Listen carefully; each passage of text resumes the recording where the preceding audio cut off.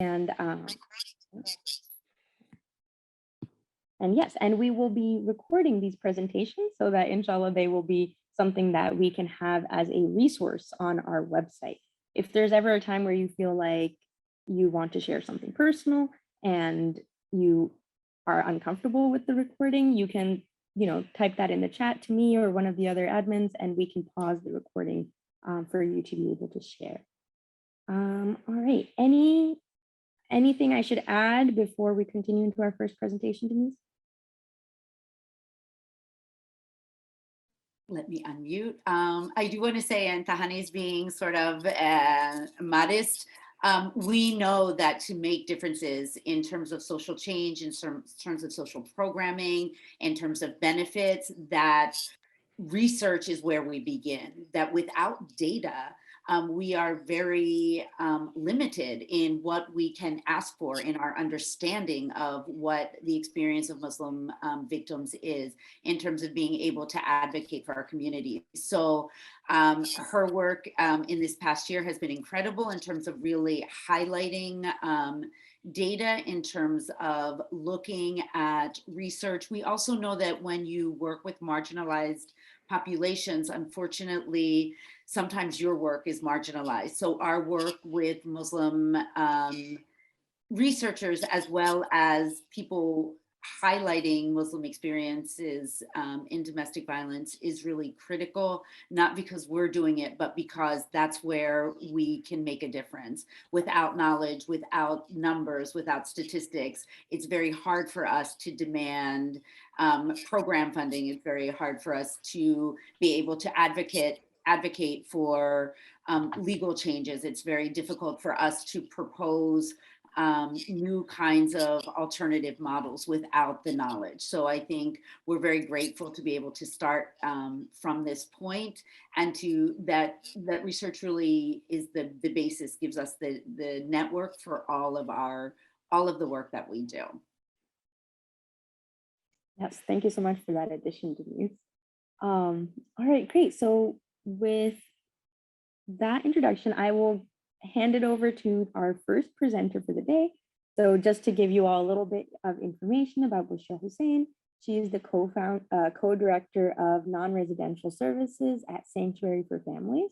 She graduated from Columbia University with a Master of Social Work in 2007, with a focus on clinical practice and international social welfare policy. In addition, Ms. Hussain is a third-year doctoral student at Rutgers University School of Social Work. And in addition to overseeing the non-residential program, Ms. Hussain provides therapeutic counseling, case management, outreach, and advocacy services to immigrant survivors of gender-based violence. And lastly, Ms. Hussain is a therapist and partner at Nasiha Counseling, which provides clinical services to the Muslim community in New York. So alhamdulillah, she is providing such meaningful contributions to the Muslim community in so many different ways. And we're so excited to hear more about the research that she's doing. Thank you. Assalamu alaikum, everyone. I'm so honored to be here. As I was here listening to Denise and everyone speaking, this is sort of like also why I went back to school, right? Being a clinician, you see all these like social trends and things that are happening in the day-to-day world when you're doing clinical work. And then in order to sort of make a difference, but then to do a lot of preventive work, you have to do research in order to show correlations. And that's something that I've learned the hard way. And so for me, going back to school and, being a third-year doctoral student has really sort of helped me to really elevate the work and the things that I'm seeing as a clinician and really bring that to light here. So I'm going to share my screen. Just give me a second. I'm not always so tech savvy. I hope I will not have any issues. All right, you guys can see my screen, right? Okay, all right. So I am here talking about forced marriage, and really I'm going to be talking about my, didn't realize I did all of this nice effect here. I'm going to be talking about the impact of family history on leaving a forced marriage. And this is some work that I've been doing over the course of over 7 years, and something that I really focused a lot of my doctoral work on. And so I'm going to share that. But before we move forward, I really sort of, it's important that we understand definitions and what we mean by forced marriage. And so for the first part, I'm going to be talking about like, what is forced marriage? And before we do that, we have to sort of talk about what the difference is between arranged, forced marriage, and love marriage, right? Because they often are very conflated out in the community. And to many people, they sort of see them as the same thing, right? So arranged marriage generally refers to, a marriage in which a family or community members are involved in selecting the spouses. However, the decision to accept or reject really lies with those individuals that are seeking the marriage, right? We also know consent can be really gray, and so we'll talk about what that means. But historically, right, arranged marriage was viewed as a way of bringing families together, not about individuals. It's also about consolidating property, businesses. And for a lot of our immigrant survivors, because I see a lot of immigrant survivors in New York City, they live in joint family systems. So it's also about, giving respect to elders, to family members, helping the family really sort of be involved in this collective process and finding that partner for their, family members, for their children. Also because many of them live in these joint family systems, right? So it is important to know who is coming into the home. Do we share the same values? Do we share the same traditions? Do we share the same food, right? All of these things are really important because it's going to help the whole family work together.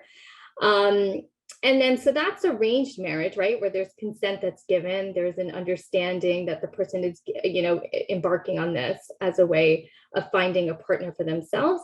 And then there's love, right? There's love marriage, which, we're thinking, why am I really talking about love marriage? But really it's about a marriage that, in which, the couple decides without consulting family members, right? So, and that's primarily a lot in the South Asian community, where we hear the term love marriage. All right. And then on the other spectrum, you think about forced marriage, right? Is the lack of full or free and informed consent on one or both spouses. And the reason could be, could be because of age, because they're a child. Can they really consent? Is it because of a disability? Do they have really the cognitive understanding of what they're getting themselves into? And for many of us who are in the gender-based violence field, it's about, there's a lot of presence of family, community pressure, coercion, deception, fraud, and violence, which are very much involved in like these gender-based violence situations that we're used to, right? So oftentimes these are not like isolated incidents. These are, patterns of where coercion and violence is used prior to the marriage, but then also during the marriage to force that individual into a marriage. So I use this psychoeducational tool with my clients all the time. So I have a lot of forced marriage clients. They come in and we talk about this continuum. It was created by Vidya Shri and Raja in 2013. And this continuum really helps to sort of understand how an arranged marriage could become forced, right? It's the same way that you would use the power and control wheel when you're talking about domestic violence or intimate partner violence, right? So you're going to notice you have stage one, the family suggests the need for marriage. Stage two, the family insists control of the process. Stage three, the individual questions the process and the intent. Stage four, the family dismisses the need for consent.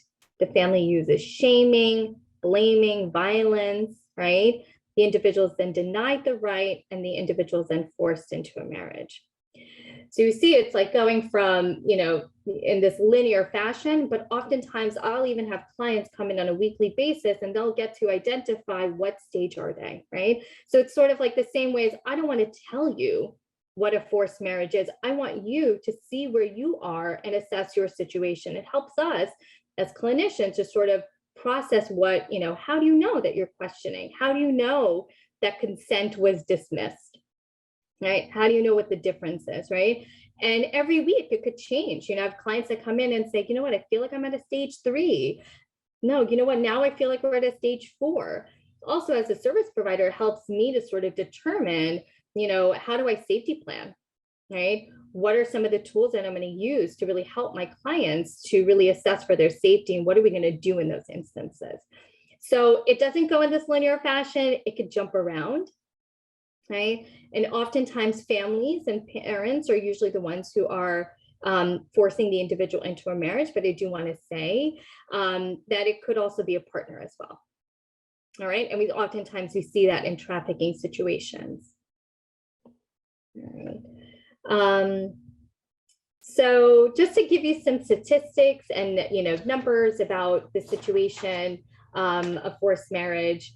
So UNICEF reports that there's more than 700 million women and girls around the world who are married before their 18th birthday, right? So I know here in this sort of picture, we're looking at child marriage, right? So forced marriage is that big umbrella, and underneath it, child marriage is a form of forced marriage, right? And you can see the darker the region, the more prevalent the issue. And then you see that there are countries like the US and like the UK in which there's no data, right? But we also know in countries, in fact, like the UK has a whole forced marriage unit. They have a whole, orders of protection for forced marriage survivors. And again, like I said, that map was really only looking at child marriages, and it wasn't looking at adults who might be at risk.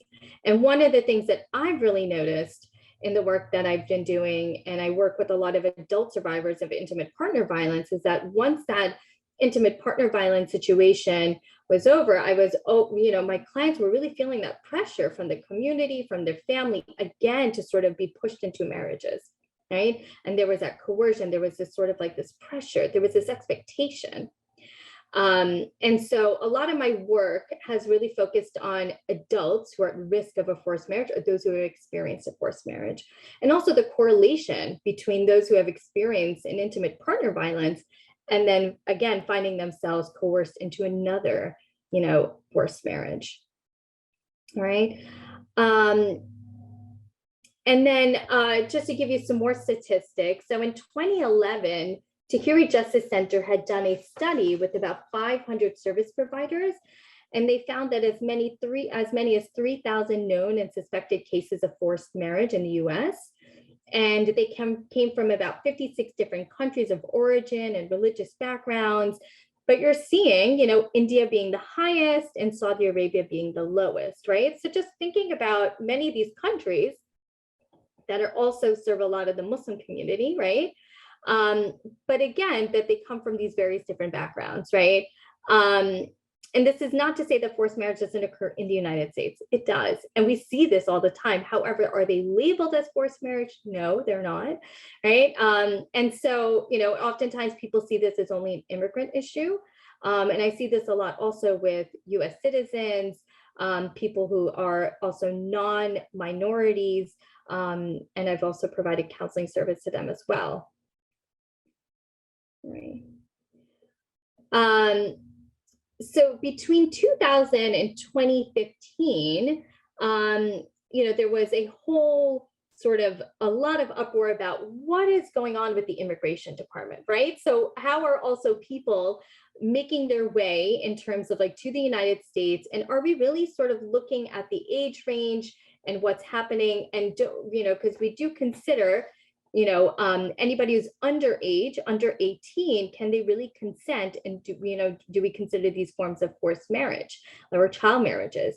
And so between 2000 and 2015, we found that there are at least over 200,000 girls and minors who were married, and 87% were girls. 86% of those were married to adults, which was really alarming to know that the immigration department, right, Homeland Security, INS is like, they are the ones who are allowing, these applications to go through without flagging them, without noticing that there is like a huge age discrepancy. Why is it that we are accepting this? What is happening in these home countries and whatnot? And so that's also been a major push throughout the United States to be able to increase the age of marriage, particularly for minors, to be 18. Right? So if it's not allowed, here in the United States, you have to be 18 to get married. And typically, yes, under the law, you have to be 18 to be married. However, there are a lot of exceptions. And there's still about 22 states in the US that still allow for child marriage to exist, right? So there's these loopholes. right? And so there's been a push both internally in the US to be able to push that number up, but then also to look at the immigration department and immigration sort of laws to make sure that they match with what is going on here in the US. And then in 2017, this was like the first national online survey. So over 7,000 individuals, and these are adults, right? Who had completed an online anonymous Google survey and found that there was a prevalence rate of forced marriage at 11%. And to me, like when I read this statistic and I read the report, it was alarming to think that that means like 1 in 11, like basically almost about 1 in 10, right, could be possibly at risk or has experienced a forced marriage, right? So in this statistic, when you think about the 11%, 70% of those respondents were in a forced marriage. 3% of them faced or experienced a forced marriage, but no longer married to that individual, and 1% were being threatened with it, right? Just to give you sort of like a breakdown of what that looks like.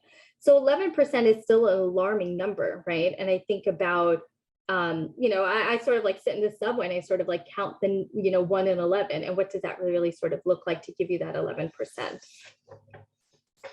All right. So why are we sort of, talking about this in terms of IPV, the intimate partner violence?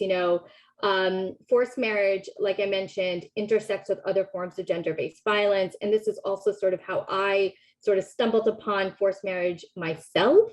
I became curious because I had a lot of clients, like I said, who were coming in who had experienced intimate partner violence. And when I learned about the circumstances prior to getting married, realized that there was a lot of this pressure, there was a lot of this coercion, there was a lot of violence that was also going on prior to the marriage.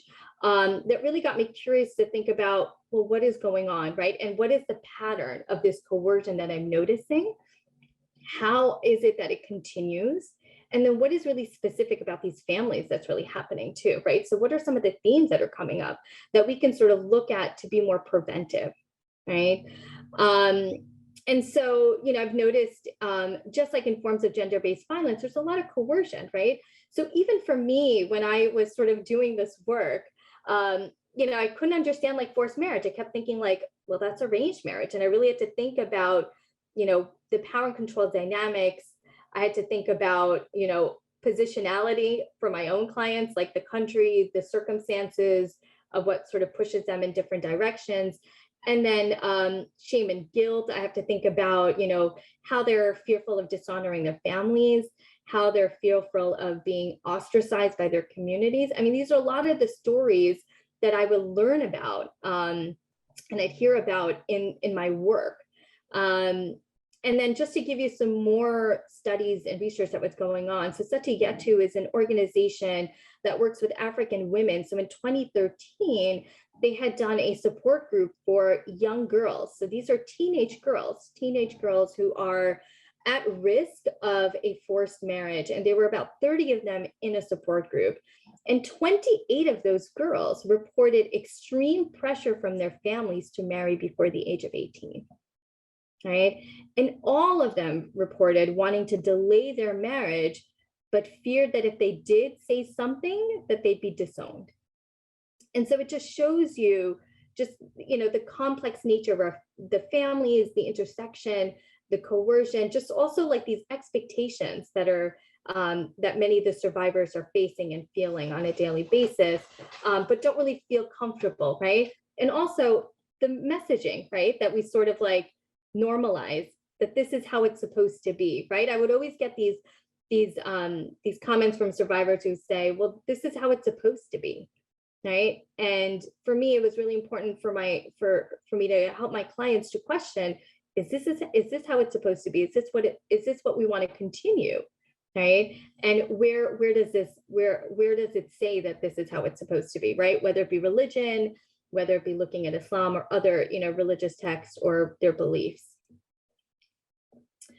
So, so the gaps in the research were, what I wanted to sort of investigate these family histories. I wanted to know what was going on. And particularly I wanted to think about how these family histories impacted the survivor's attempt to leave, right? And then in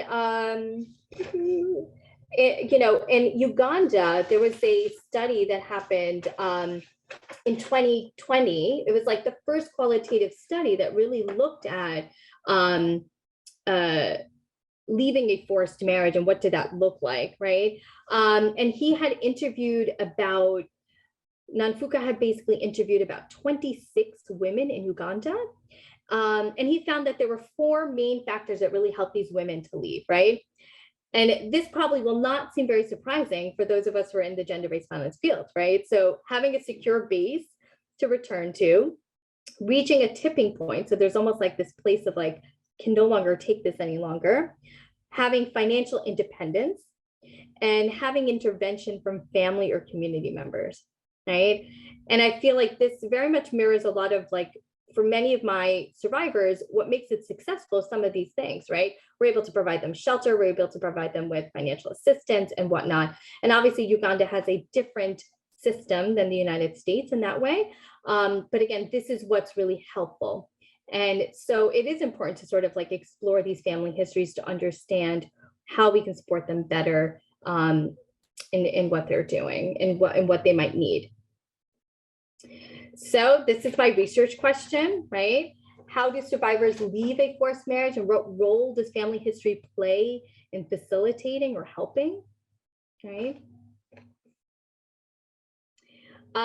So I did a qualitative research. So I interviewed women who had left. These are female survivors. This is not to say that men cannot be survivors of forced marriage, but majority of the survivors and those who have experienced forced marriage are women. I was looking at recruiting people through gender-based violence organizations, through coalitions, and I had 3 sort of screening questions that I had to ask the survivors. I had to, because I didn't want to just write in, are you a victim of forced marriage? Because I feel like that term itself is fairly new and people don't know exactly what that means. So I broke it down into 3 screening questions. So the first one was, did you feel you had no choice in whether you wanted to marry? Did you feel you have a choice in choosing your marriage partner? Have you left this marriage, right? So again, it's really trying to help them to understand, was there choice involved? Did you choose it? Did somebody else make this decision for you? Right. There was incentives. So anybody who completed the interview got a $25 gift card. And all the participants were able to get referrals to any sort of local and international organizations that they could get more support if they needed. All right. And I did this during the pandemic. So this was the most challenging, to recruit people. I would go to different organizations, speak about my research. And, as it is, forced marriage survivors are so isolated, right? It's so hard to find. And also because it's become so normalized within our culture and our communities that we don't necessarily think about, the difference between forced and arranged. And then they had many sort of like competing needs, right? Things that were going on in their lives that it didn't make sense for them to participate. So in the end, I was able to only get a small sample size of about 4 participants, 3 of which were Muslim and 1 was Orthodox Jewish. All right, so I'm going to share some of those findings with you today. And show you about some of the themes that came up, right? So these are the 5 themes that came up in the qualitative research in my conversations with these women. Normalize abuse and violence, coercion and the question of consent, non-traditional experiences, education as a way out, and strengthen resiliency. So normalize abuse and violence, right? So it was very interesting. Here I am, I'm coming from the gender-based violence world. I'm thinking there must be a correlation. There must be some childhood abuse or pattern of abuse that then perpetuates and continues on, right? And it was really interesting. 3 out of my 4 respondents and participants really experience some extreme forms of childhood abuse, right? So you are seeing the majority, right, have experienced these forms of childhood abuse. And it again, it sort of, they don't sort of question the coercion that happens even in the forced marriage. So give you an example, here's a quote right here, one of the participants said, "I didn't think I was abused in any way. I thought I was a strong person when I was in the marriage. A part of me felt like this is how all relationships are, and I didn't know any different. I don't know if I had been ready to acknowledge that I needed help. So maybe somebody, if they had talked me through what abuse was like, I would have been able to realize that I was being abused since I was a child. And so I didn't recognize the signs by myself." Right? So acknowledging that the abuse existed and she didn't really even think about that childhood abuse. She thought that that was very normalized. So even when the coercion was happening around the forced marriage, she never questioned that either. Coercion and the question of consent, right? A lot of the clients talked about like feeling that they needed to please their families and communities, right? Initially not recognizing the coercion as a form of emotional abuse. So this is from one of the participants. The room was filled with more than 100 people in the room. And I remember asking my stepmom at the time, "Where am I going to sleep tonight?" Right? So this is the day of her nikah. She just didn't answer me. I started to panic. Then by then the marriage was happening and I knew it was a big deal for my dad. As part of the religious marriage, I was asked 3 times, "Do you accept this marriage?" And I said yes all 3 times, but I just don't know what I was accepting. I didn't feel like I knew what I was accepting. Now looking back at it, at the time, I was just trying to be a good person. I was trying not to go to hell. So again, the question of thinking about coercion, the emotional pressure, and again, not being able to sort of question this sort of consent. That really came up in a lot of the interviews. All right. And this was probably one of the most fascinating things.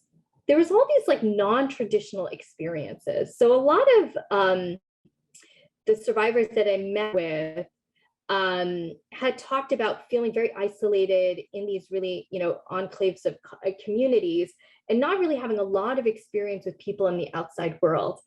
And then when they had these small little like interactions with people outside of their community, these non-traditional experiences, it really sort of was very formative, but it was also something that really helped them to really kind of question what was going on, right? And also they felt like these people that barely knew them, who offered them small little pieces of advice, really had great influence in them leaving, but also questioning what was going on in terms of their marriage and their experiences. So this is from one survivor, a participant. At some point, she's a child marriage survivor. So I do want to say out of the 4, one was a child marriage survivor and the rest were adult survivors of forced marriage. And so she sort of talked about calling around and trying to look for a job, right? And so she's a child marriage survivor and she did not at this point complete her high school education. So she was calling around for a job. And she said, I would call around to different places that were local and I would ask them, "Are you hiring?" And they said, do you need it? And she asked, "Do you need anyone to work for you?" And I remember most of them would just hang up. But this one guy, he, was like, "What are your qualifications?" And I was like, "I don't think I have any." And so he was like, "Okay, well, maybe you should go back to school." So I was like, "Yeah, that's a good idea." And I started researching how I would be able to go back to school. I decided I was going to start going back to school, and that created a lot of conflict at home in the marriage. But it was one of the ways that I actually stood up for myself. And it was the first time I stood up for myself. And again, that whole idea came from somebody who was completely outside of her world and someone that she just completely cold called and just ask for a job. And then that really sort of instigated this idea of like, maybe I can do something different. And another big piece that came out of the qualitative research was education as a way out. I think all of my survivors, all the participants have talked about, you know, having to put their education on hold for their families, for their marriage, for their communities. And so one of the participants described, you know, because she had two little children, and a husband who every morning was telling her, you're not going to go to college. You're never going to amount to anything. And so she had a 1-hour commute, and she would put all the kids on this bus and she would zip up to college. And she arranged that all of her classes would be, you know, she would be back in time to pick them up from the school bus. And then it would make them dinner, do their homework, and then do my homework, and then repeat that next day, day after day. And it took her 5 years. But in the end, she got her degree and she was a valedictorian too. So for her, like a lot of the survivors talked about the only way out of this is education. If I want to stand on my 2 feet, I want to be able to provide for my children, for my family, I'm going to have to do this. And the sacrifice that they had to do. I had a few other clients who talked about like concealing their education, right? So they took online courses, and that's how they completed their degrees, in order to be able to leave, but to find that strength and resiliency.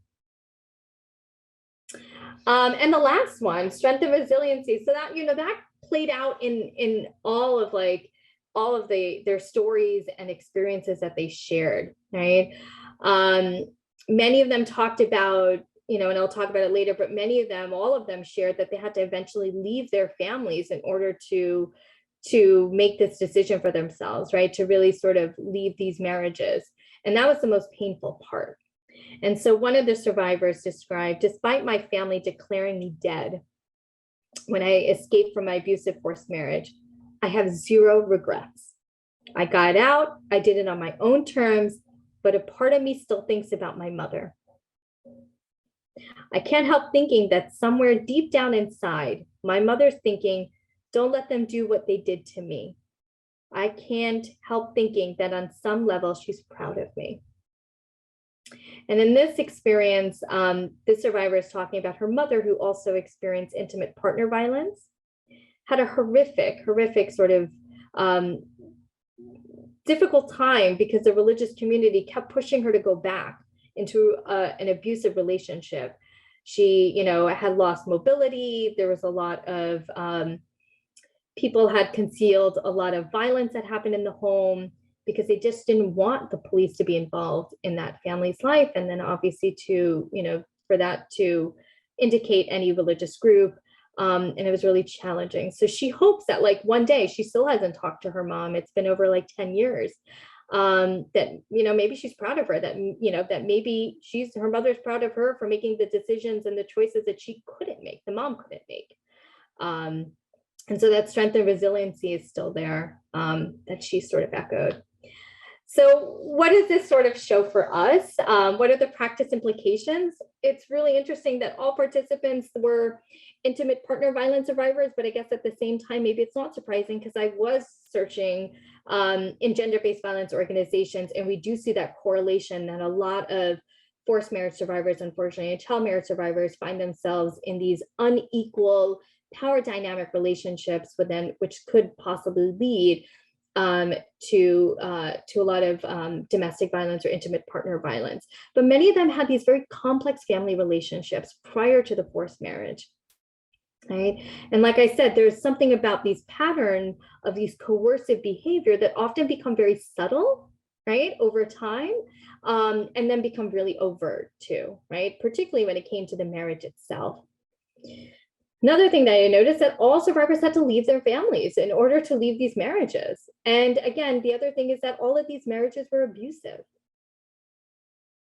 right? I know that there are many other forced marriage survivors who describe not being in abusive marriages, but just feeling really loveless, right? Being in loveless marriages. And then the other practice implications, this inner drive and motivation to really complete an education, that was key. all of them talked, without me even sort of like hinting that education might be a way out, they had all said that is the way to survive. That is the way to learn. And that is also the way to change some of our own cognitive thinking about ourselves. They had to forgive themselves also. And part of that was getting education, getting knowledge, and just sort of also being able to question some of the things that they've experienced. So I think I mentioned some of the limitations in the research was the pandemic, right? Recruiting, this was not maybe the optimal time. There were so, many deaths, a lot of tragedies that were going on, people that couldn't leave their homes. So that was very difficult and challenging. Sample size, right? I had a really small sample size. I couldn't really overgeneralize and say that this is, what I can, say for all forced marriage survivors or make that statement. So that's something that I'm continuing to sort of do more research, and then also to recruit more people for the qualitative research right now. And then again, the limitations is I've only was able to speak to those who have left their marriages, right? Again, trying to make it safe, allowing them to speak about something in which they've left, but we also know that a lot of forced marriage survivors don't also leave, right? Just the same way as in intimate partner violence situations, not all survivors leave, right? And so we're missing that other piece. And then I wanted to just maybe share a little bit about some of my projects that I'm working on. Like I said, I'm a clinician at heart, and I am trained in EMDR, which is eye movement desensitization and reprocessing therapy. And that's also, it's a trauma therapy that's really looking at, really sort of helping trauma survivors to understand the root cause and these memories that sort of like, that overwhelm them and these experiences. And one of the things I've noticed is that, forced marriage survivors, coercion, these expectations, this pressure, this, need to uphold family honor, the forced marriage is not the first time that they're asked to being compromised, right? Compromise their safety, compromise what they want, compromise their choice. And so EMDR allows me to sort of like help to understand the root, some of those root thoughts and memories that really sort of, sorry about that. The root sort of memories that sort of that started maybe back in the day when they were very young. And it helps me to reprocess all of those associated memories when it comes to coercion, or I felt like I was expected to do that, or save my family members or do things for others, because there's this constant need to put the safety of other people before their own. And those experiences are not just the forced marriage, but many that come throughout their childhood. The other thing I noticed is that, I'm working on some programming for first generation college students. So it's interesting that majority of the participants were all first generation college students. So their families did not go to college or had higher education. And so they didn't prioritize that. And so they prioritized the marriage, and they didn't have that support that they need. And so one of the things that I'm looking at is exploring Title IX. So I don't know if many people know what Title IX is. It originally was passed in like 1972. It's a federal law that protects students from sexual harassment, which is like sexual violence, but also gender-based harassment. And I have sort of worked really hard to expand that to forced marriage survivors. So I have many survivors that I work with that still they're at risk of a forced marriage, living with their family members, and could potentially, right, be whisked away into a marriage. And Title IX helps to protect that, right? It helps to sort of allow them to extend protections for them. So for example, family members are concerned that a lot of my clients have classes at night or in the evening. And so, again, the goal is to be able to help them to get their education. So it puts them in a better position. So if God forbid something were to happen, they have resources, or they have their degree to sort of rely on for that. And so Title IX officers are in all the college, universities, campuses, educational institutions. And really what they're doing is helping our clients to be able to get special accommodations. So that could be, taking daytime classes, getting, first dibs when it comes to, choosing classes, I've had some clients in which we were able to advocate to get housing and dorms, right? Because it wasn't conducive for them to continue to live at home because the responsibilities or their families wouldn't allow them to leave to come to school and to finish their education. And so those special accommodations really helped our survivors to be able to complete with their education and graduate. So I've had a few clients who have graduated with the help of Title IX. And again, I've been doing a lot of trainings with Title IX officers that are in these college campuses to provide that training, to extend these protections, to also see forced marriage as a form of gender-based violence, to understand these power and control dynamics, to understand the coercion, and also the essential, like how important it is for our survivors to be able to get this education. Because many of them, all the survivors that I spoke with, not having that education really put them in a disadvantage. And so that was really important for me to be able to do that. And I'm going to be able to continue some of those trainings. We're doing those throughout the CUNY universities in New York City and New York state colleges and universities. And any questions, I guess we will take them now, but this is my contact information. If you're interested, I can be more than happy to do trainings on forced marriage, on the Title IX process and what to do as an advocate and how to sort of, advocate for these resources and protections for our clients. Great, thank you so much, Bushra. That was such an informative talk. We will open it up to questions now. So if you have any questions, feel free to put it in the chat, or you can unmute yourself and just ask away.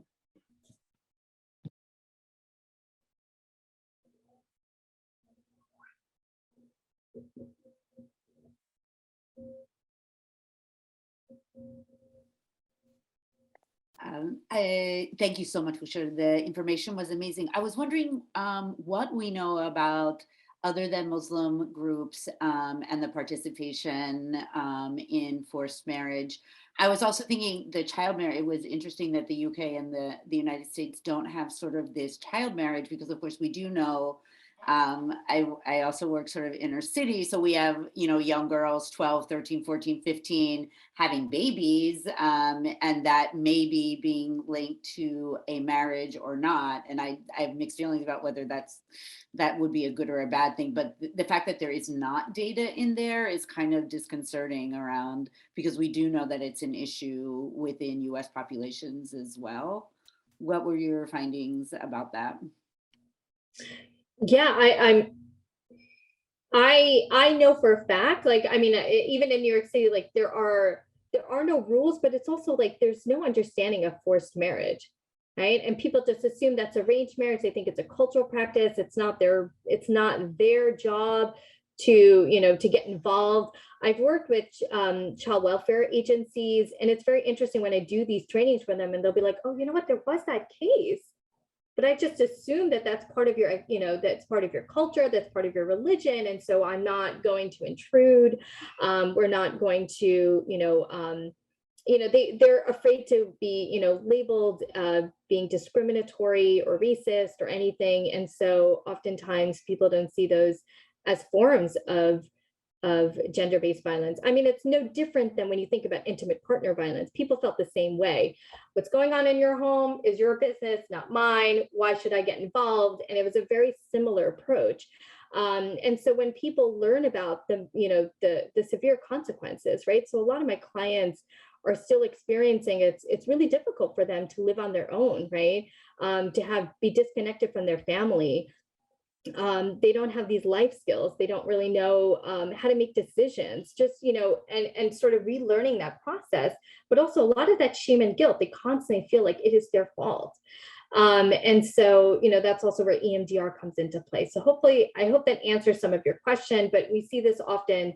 People see this as an immigrant issue. This happens in the larger America. We got the Mormon community, we got the Midwest. People don't talk about it in the same instance when they're thinking about forced marriage. They think about it as arranged. They see this as a cultural practice. It's normal, that's healthy, that's the way things are done. And the same thing as marriage, until we have to determine that there's a term called domestic violence, there's a term called intimate partner violence, and that's not the same, right? And there are many, many serious consequences to that.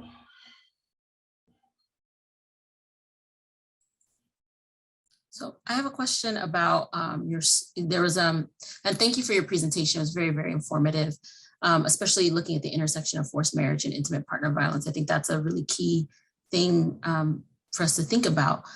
You mentioned early in the slides, I don't know if they were studies or just they were reports that came out. I wasn't clear on it, but a report from like Satietu and one other, I don't know if it was an organization or if they were authors. Do you have links or could you share those reports? Was it written down anywhere or, yeah, I guess that's like, Yes. Was it written down and do you have links to share about for those? Yes, I can definitely share those reports. So Satietu was the African organization, and then Shri and Raja had done workshops at colleges and universities I think there were like 301 like of those 300 students that attended these workshops, and majority of them felt that they knew someone who was in a forced marriage situation or those who were at risk of a forced marriage. So again, just talking about the prevalence was just very, very high. Yeah. And again, I think even in both of those studies, it was that their families felt there was like a lot of pressure that they felt from their families, that if they did not go through with it, that they would be disowned, that they'd be ostracized, that they'd be isolated, that they'd be kicked out of the home. So there was a lot of these consequences. And again, disconnecting from their families. And a lot of survivors don't want that. And so part of our goal is to, to not do that, right? I mean, if that's essentially what the client's goal is, that's kind of what we're going to work through. And that's where Title IX sometimes comes in.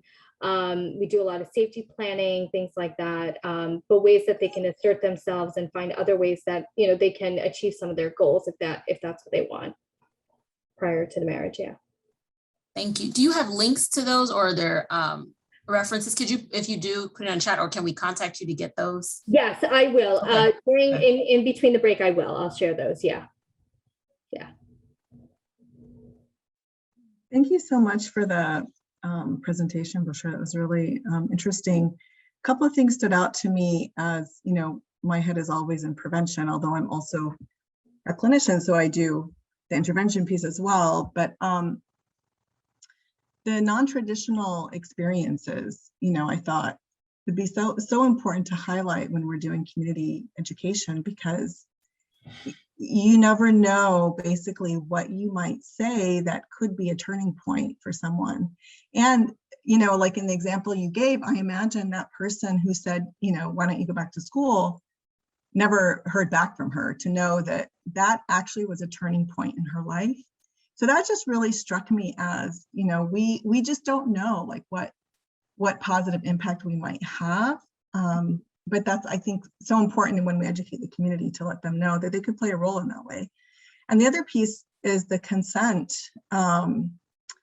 where, the example that you gave as well, which I imagine is pretty common, if the person who's officiating the marriage doesn't actually get to know the bride and groom, then they wouldn't really know enough to recognize like this person is saying yes, but doesn't even have a concept of like, what does yes mean? Or the fear of, saying no means I'm going to hell, which of course it doesn't. But again, like that education of all the different people who might be intersecting with in this case, the bride, but we know it can also be the groom, that could possibly prevent some of this, right? Just by more education and understanding, like yes doesn't always mean like I understand what I'm saying yes to, or I feel free to say yes. But thank you so much for the qualitative, piece, so we can really understand what's happening for these people. Yeah, it's actually interesting. Oh, go ahead, answer and then. Oh, no, go ahead. I was going to say it's actually interesting because we just recently had a case, and again, we have our Muslim hats on, but it was a case in the work that I do with, it was a Mayan, it was a Mayan subgroup, so a Guatemalan new immigrant Mayan language subgroup.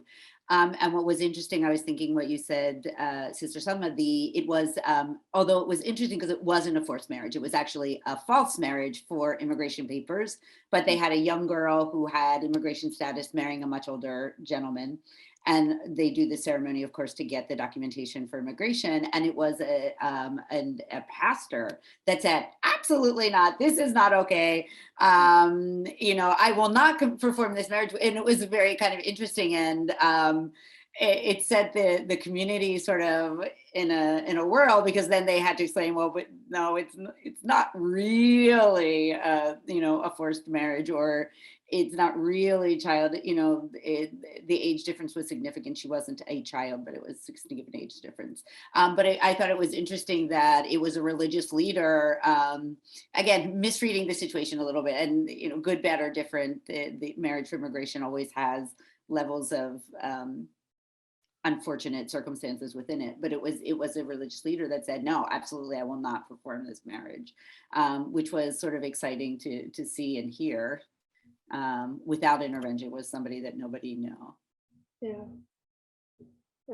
No, I mean, that's great. I'm glad to hear that, because I feel like a lot of experiences that we hear from our clients, we don't hear those, right? And we don't hear religious leaders. And I think that education piece that you talked about, like, is super important.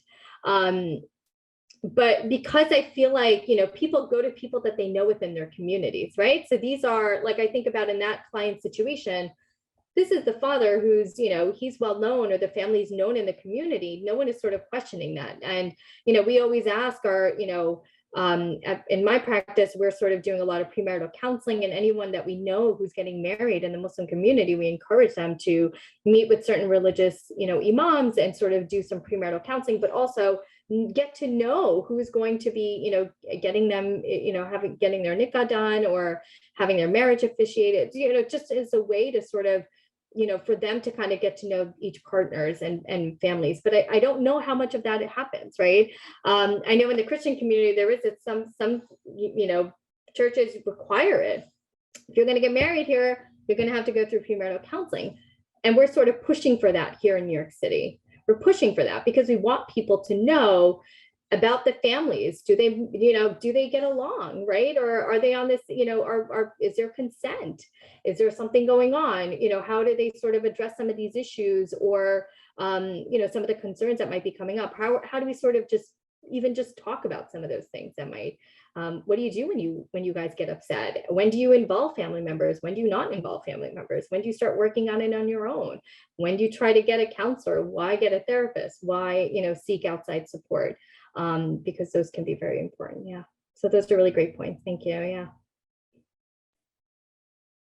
Well, thank you so much, Bushra. That was so informative, and alhamdulillah, it's so good to see the work that you're doing and the clinical implications it has to support survivors who have experienced forced marriages, but also thinking about the different ways that we can raise awareness in the community and really work on prevention of forced marriage in the community. So thank you for that first presentation of the PFP Research Symposium. Alhamdulillah, that was very exciting. And so we'll take about a 5-minute break before we move into our second presentation, which is by our very own Executive Director, Dr. Denise. So let's all take a 5-minute break, and inshallah, we'll begin at 3:10. So see you all soon.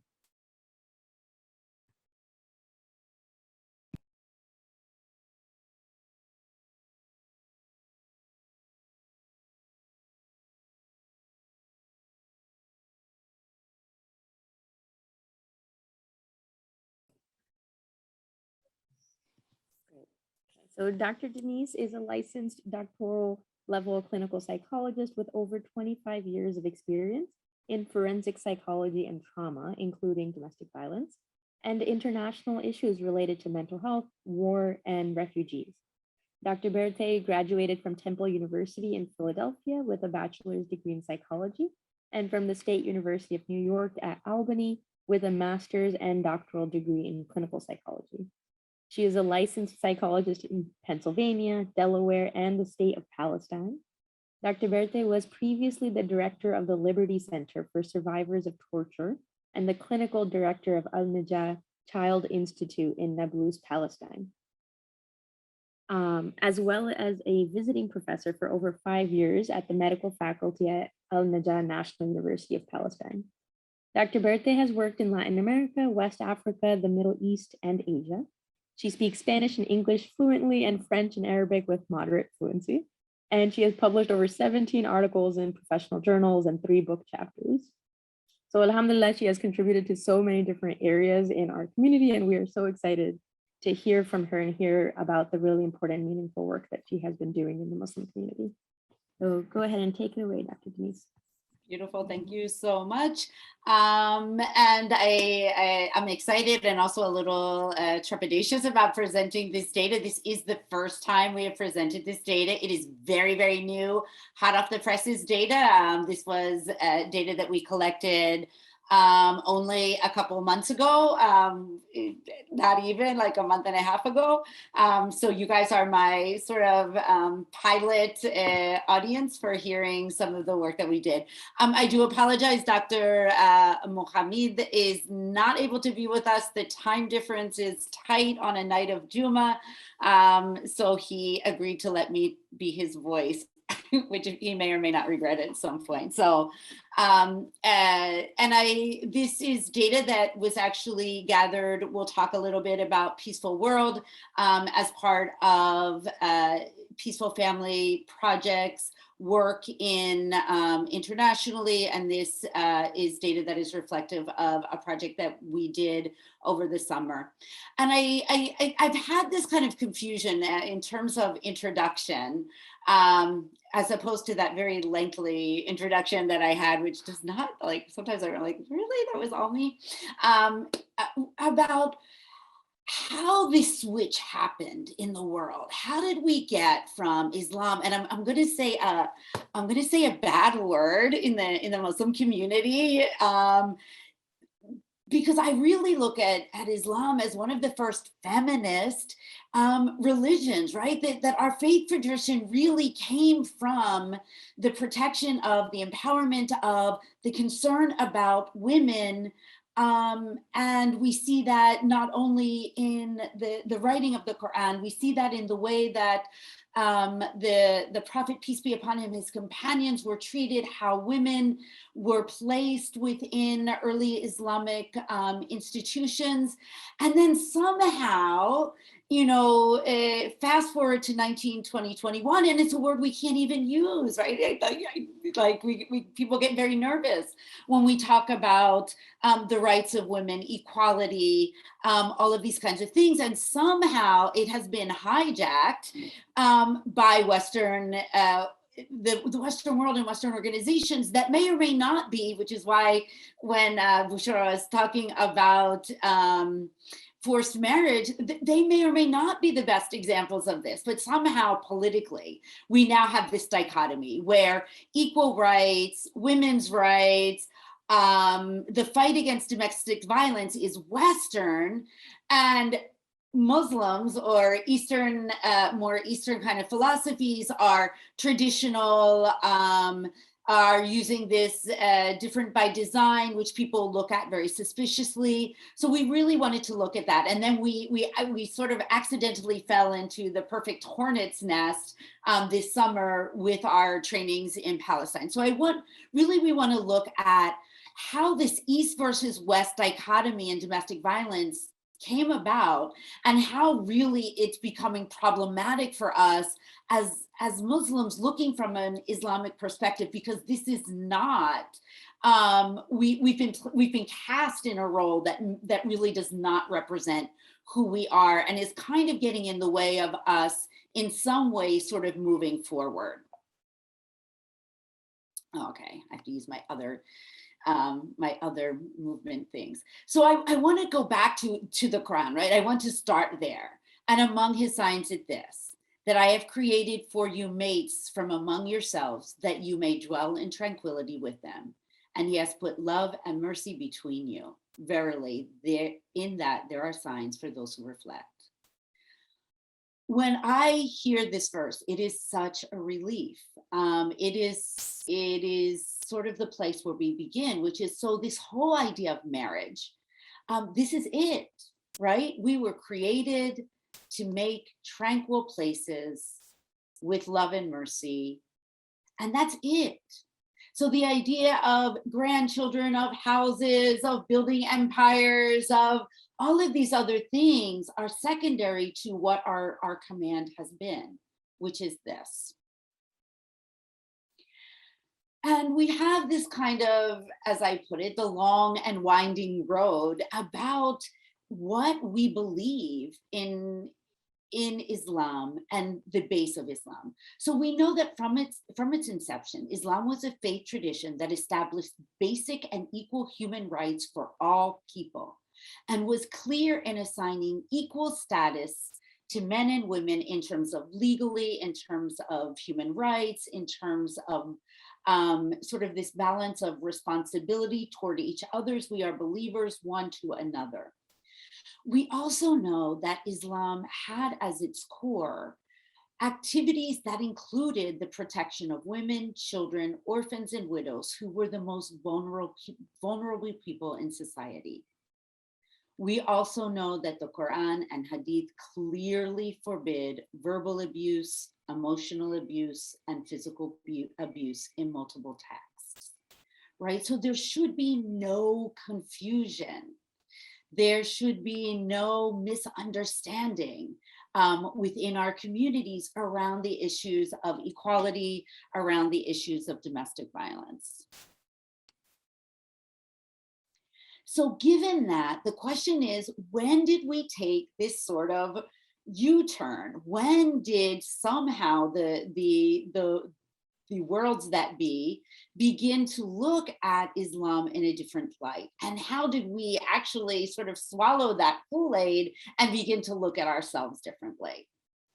So modern legal systems have had a really short history, less than 100 years, of protecting any women's rights.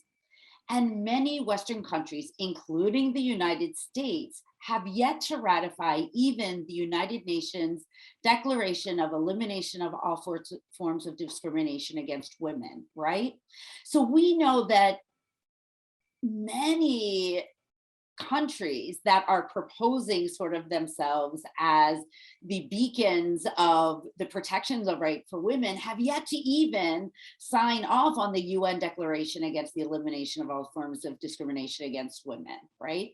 We also know that when we talk about the protections of women's rights, especially inside of the home, which was a, and we'll talk about that sort of historically, a piece of legislating what happens inside of homes was not part of a Western perspective, because there was the government that is outside, and we were not following religious laws which govern what we do no matter where we are.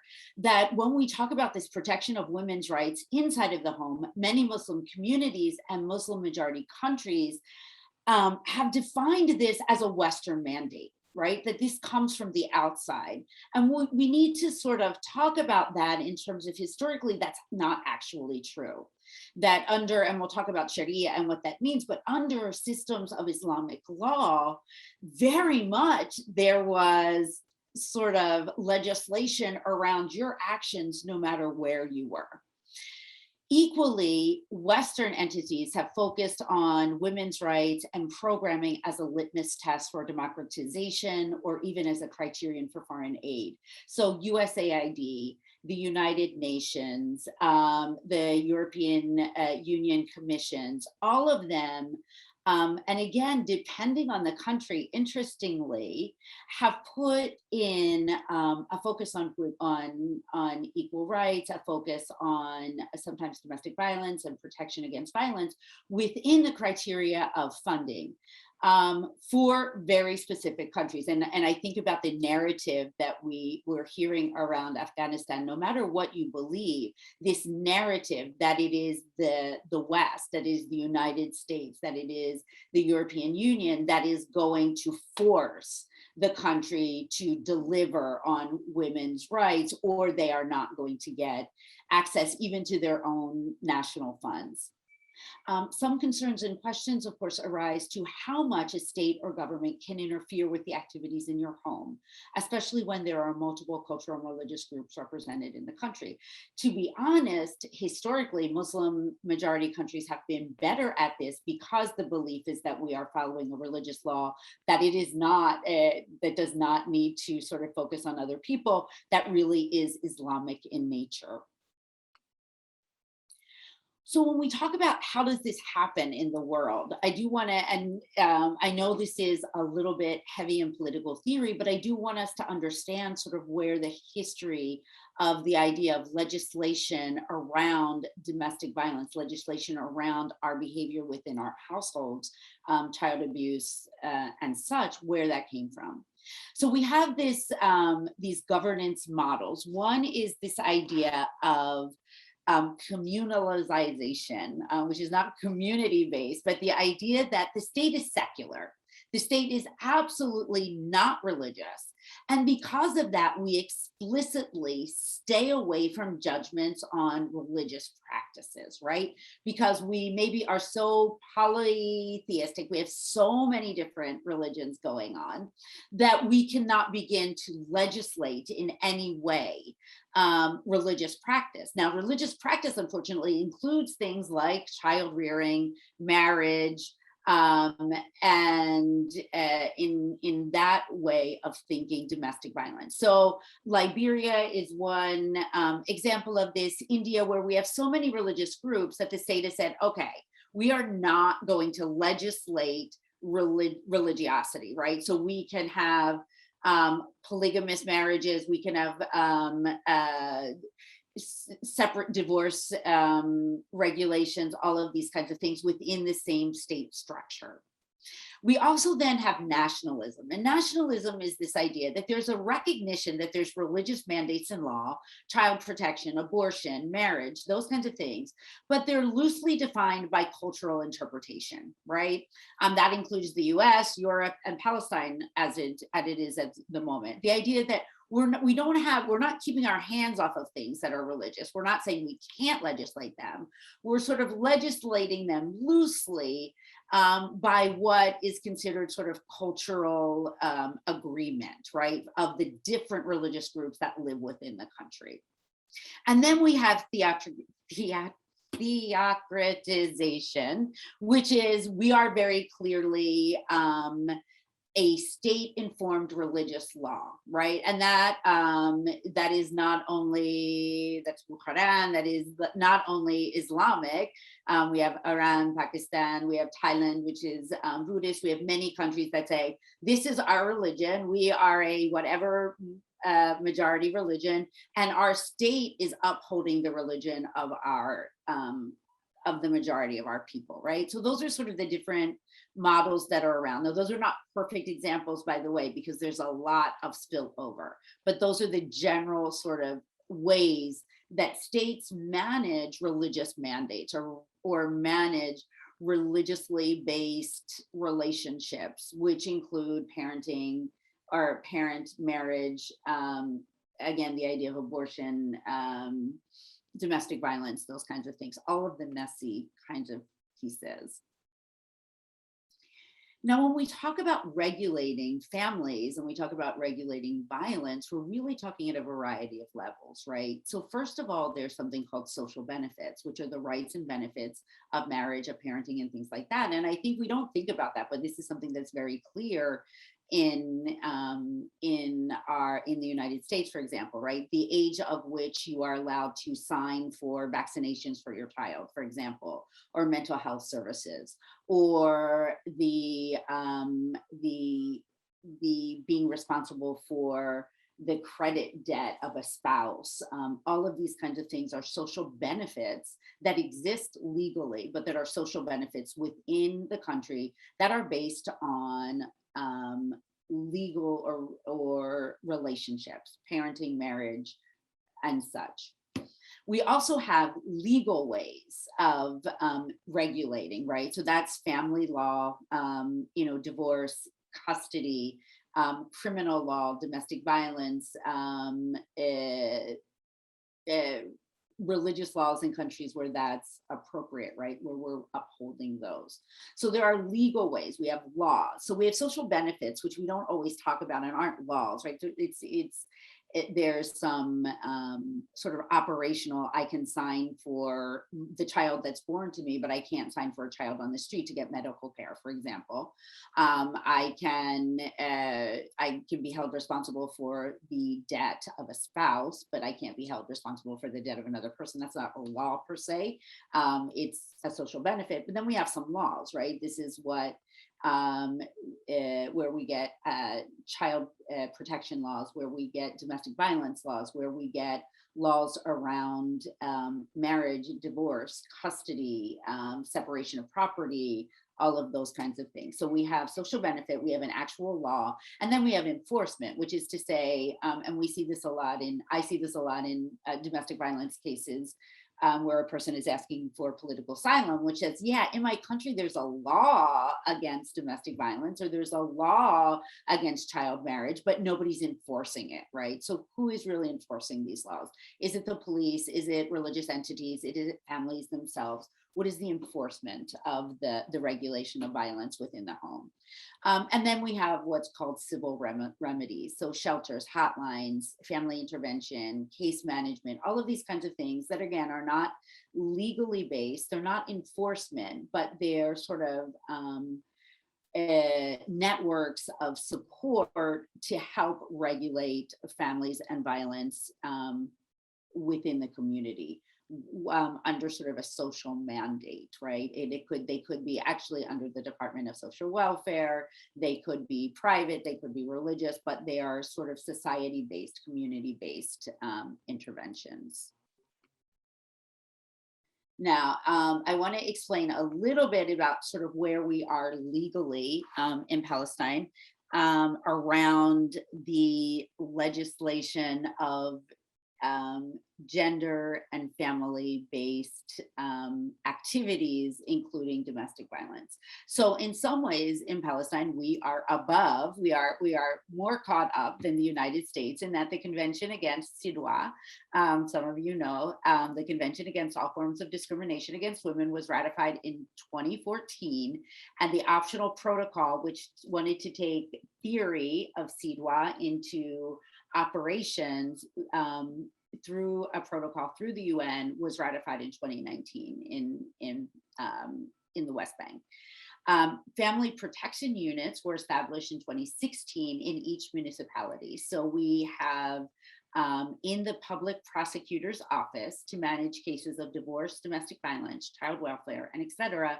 We have special, what's called family protection units. They include a social worker, they include an attorney that has been trained in sort of family law practice and domestic violence and other kinds of things. Now, these are available in each public prosecutor's office through the major, what we call population hubs, the major cities. They are available, but they're not mandated, which means they are there.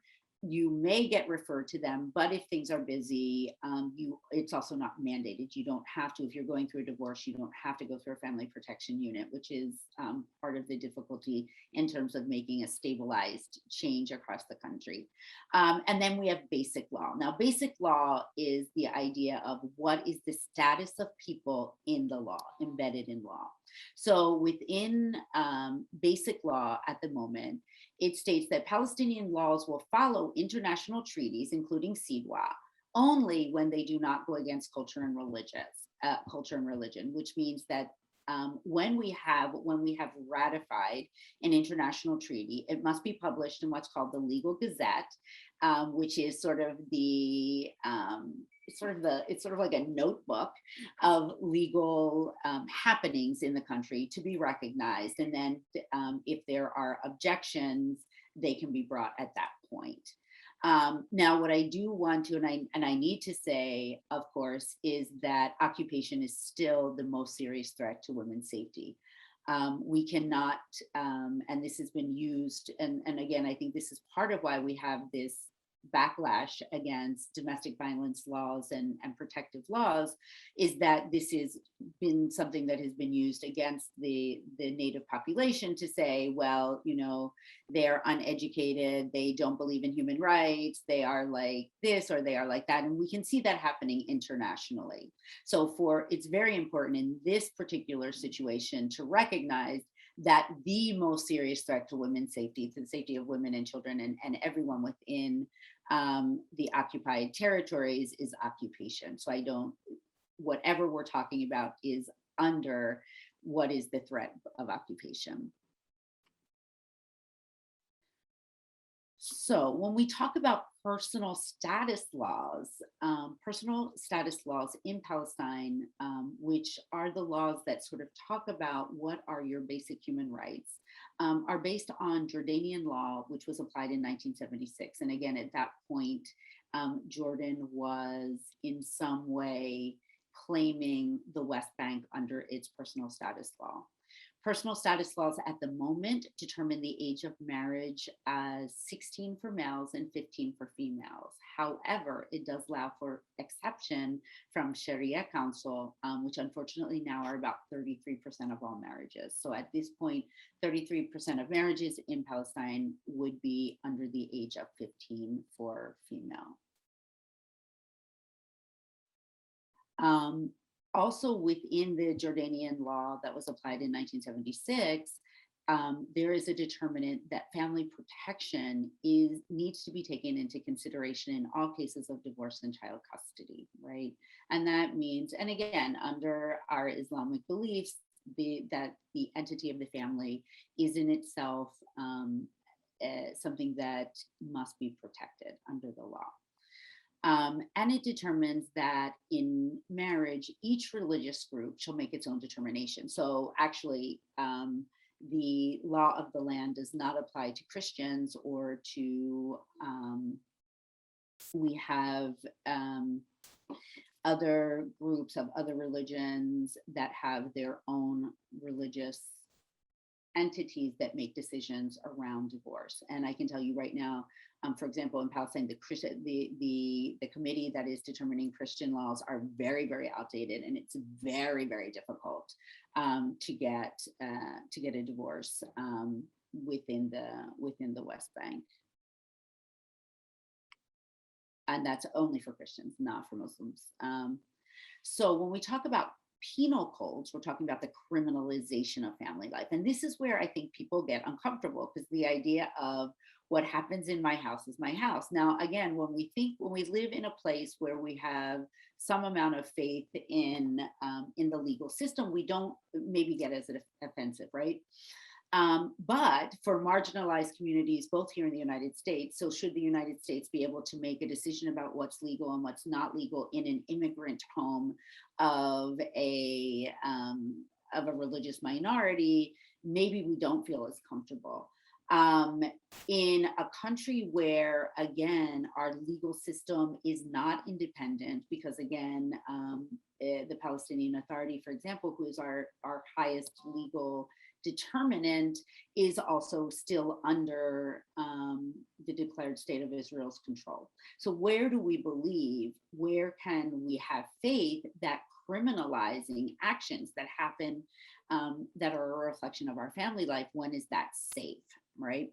So some of the difficulties with the Penal Code currently are that it does not define incest, right? So it does not talk about inter-family sexual relationships, not between families. It does not determine between consent and compliance. And that includes things like we talked about forced marriage, and certainly for the area of charges of sexual violation, unfortunately, the victim has to have a male family member accompanying. That causes difficulty. Now, of course, the idea was that because you didn't want the victim to go in and to confront a stranger male without a family member with her, right? Unfortunately, when the sexual abuse is within the family, of course, then it becomes much more complicated and convoluted and really sets up an obstacle to getting assistance. There is no legal protection for marital rape. There are no charges of violation of a minor if the individual is unaware of the minor's age. So if there is sexual violation of a minor, that usually happens within marriage, but if the person says, I was not aware of how old the person was, then it does not count as violation of a minor. Because there is a fair amount of homophobia, there is a penalty for sodomy, which includes fines but not jail times, which is sort of interesting because it puts us in this position where if it is a same-sex violation, you can be charged with it, but not if it is a male-female violation, which is sort of an interesting sort of convolution of the law. And then there is abortion allowed in cases of rape, but there's no structure for how we allow that. There's no sort of system to have that happen. It's just that it is not illegal. So when we went and we were preparing to go to Palestine to work, just really not on legal issues, but to work on general training of mental health and legal providers around domestic violence, we ended up sort of in a hornet's nest of that was unexpected. And that was, in fact, the introduction of the Family Protection Act of 2020. So in February of 2020, the Ministry of Social Development, along with the Palestinian Lawyers Union, put forth a new Family Protection Act. And that included reducing mandates for protection of family in cases of divorce, so that the judges would be allowed to put aside protection of family in cases of divorce, that all of the ministries were required to uphold the lack of discrimination against women, so the CEDWA operations, and could not make outdated Sharia judgments. So it couldn't be that one of the ministries would say, well, women can't work in this just because we say so, or because, you know, there's a verse in the Quran that says something. So it was not just sort of specific, the ministries of sort of Sharia and the ministries of family functioning, but all of the ministries were now going to have to uphold the operational piece of CEDWA. There were special protections established for women with physical and mental health disabilities so that their cases would be looked at in a different light. There was an increased ability to charge on intra-family sexual assault, and it protected even women's salaries as their own property in marriage and divorce. So there were a lot of new and exciting things within the Protection Act of 2020, and people, the legal advocates and women's rights advocates were very, very excited. And unfortunately, so what happened is when it went into the legal gazette for public opinion, there was huge amounts of public outcry, and unfortunately causing the stagnation of the family protection law up until today, right? So what happened was, so first of all, of course, there were fears of changes in social moral codes and structure. So folks were saying, you're turning our society upside down. You're changing the role of women and men. This is outside of the range of what our culture and religion believes. There was also this belief of sort of the colonialization of Palestinian culture, which is to say, and again, part of the difficulty is there is this sort of monies and support being held over the head of the population, saying if you don't come up with a law, if you don't change these things, you are not going to get our money. So it doesn't feel like it's something that is coming from the community itself, although it really did.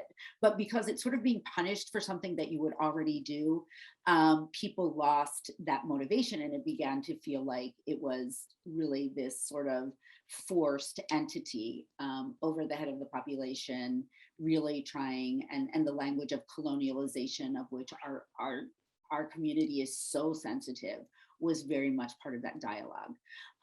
There was this idea of, again, having international NGOs dictate Palestinian law.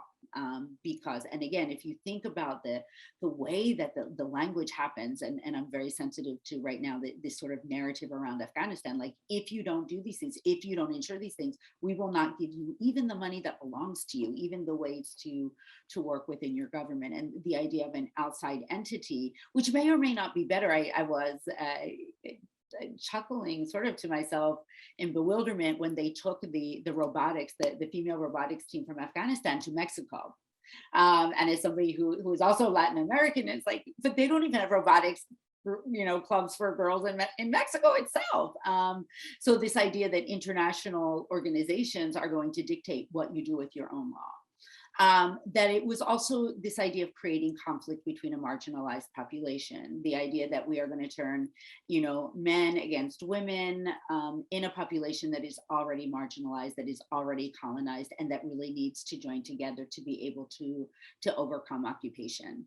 That there is the reduction of family autonomy. And again, in a place where, there's a joke in Palestine which says everybody is their own prime minister because nobody trusts governmental structure. Given that really every family in some way has to have some form of self-governance. They are the people who take care of themselves. There isn't a social network. There isn't a social welfare network underneath families. There isn't good child protective or other kinds of structures in place. And families are very hesitant to give that up. And not being sure, so how is that going to be used against us, right? So the fear of having family-related charges to be used for political purposes. So you people are, activist. We're going to say that you did forced marriage, or that you have a charge of domestic violence, or such. So there was a lot of angst within the community, and unfortunately it has not yet sort of dissipated. So the new law, which would have been almost a year old, is absolutely stuck. Now, in steps, peaceful world, the idea, of course, from my point of view, when I was still in Palestine living permanently, is that there was this desire to have peaceful families come and start to begin to change the narrative around where domestic violence is regulated from, that it is not an outside regulator, but it is something that is regulated within our own Quran, within our own Hadith, because it is a human rights issue. And we were not able to do that previously. But really that was the idea always, even before this new law existed. So we know that Peaceful Families has a global curriculum which strives to educate Muslim communities internationally related to Islamic models of positive family functioning and the prevention of domestic violence. Peaceful World Palestine included, so we were finally able to take the curriculum in the end of July and throughout the month of August in Nablus. So Peaceful World Palestine included a general curriculum which was a general introduction to domestic violence, the concept of power and control within Muslim family context, the outline of Islamic mandates in marriage and leadership. And as well, we sort of had this mandate to gather information about domestic violence descriptors in Palestine's, looking at beliefs, attitude, behaviors, current programming, and an imagined future solutions. During the month of July and August, training was given to both mental health and social service agencies, private lawyers, the public prosecutors, which included the family,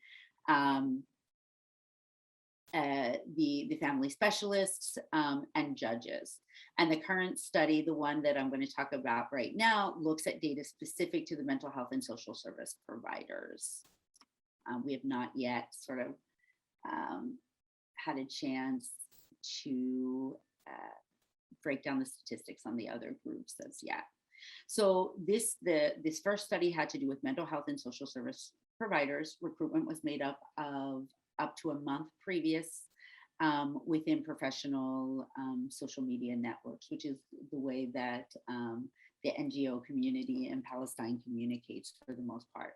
There were 5 international NGOs, municipality staff. So we from Jenin, Nablus, not Bethlehem, Recha, Jericho. Social workers and psychology students attended. We had both international and national staff, which was not actually the plan. The plan was just to have national staff, and then we had some international directors that asked to attend, and that it gave us some interesting data, and I'll talk about that in a minute.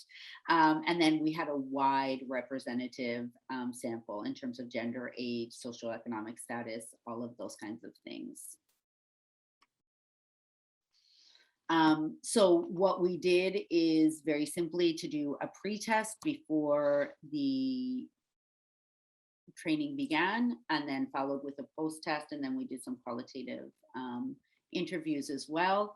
The means and standard deviation, and what you see here is the mean and standard deviation for the study variable, which was change of pre and post-test, which was significant at the 0.001, meaning that before and after having the curriculum, there was a wide change in the measure looked at knowledge, beliefs, attitude, and then potential for behavior, because obviously they had just been sitting there, they had not chance to go out and change their behavior.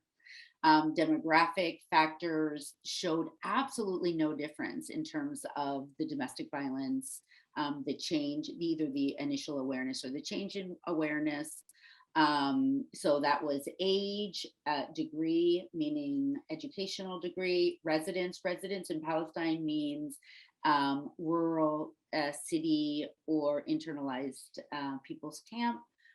Gender, nothing else showed to be significant, which was very significant, because that means across the board, and we had a very representative sample, across the board, people were affected positively by the training and increased and changed, again, knowledge, behavior, attitudes, and potential behavior.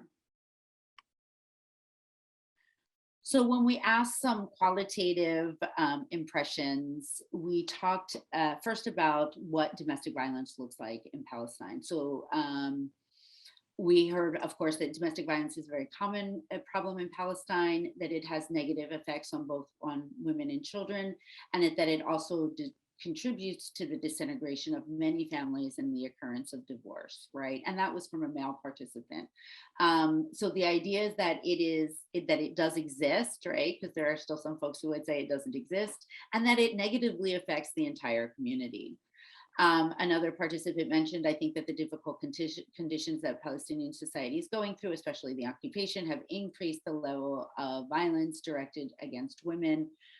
Recently, Palestinian society witnessed many cases of killing of women over honor-related issues. So what we do know, and again, there's this very delicate balance that we talk about. Domestic violence and gender-based violence is not a mental health issue, because we know that these same people, they don't have anger management issues. They're not crazy. They don't target anybody but females or people within their, or females within their family or spouses. On the other hand, we do know that when a society is under so much pressure, we do get sort of increases in negative behaviors. And they were talking, there were not only were there were 2 or 3 honor killings, with very sort of highly publicized honor killings during the year previous to the study, but also while we were there, there was a sort of this horrific, heartbreaking case where a nephew murdered his uncle, and somehow the wife was the one jailed because they were saying that it was this, that she had been unfaithful. And that's why the nephew had killed his uncle, but there was absolutely no verification to that. And the idea was that she was jailed for her own protection, but it was it happened exactly at the time when we were there. And in one of the villages that we worked in, one of the areas that we worked in. So it was a very big sort of issue at that moment, which is sort of this not only domestic violence, but this lessened status of women, lessened protection of women, when domestic issues arise. Another mental health provider expressed the problem of violence is one of the societal problems most prevalent in our society. It is due to difficult economic decisions where families stand in the failure of property. Properly understanding teachings of Islam, which calls for nonviolence and dealing with kindness. Okay.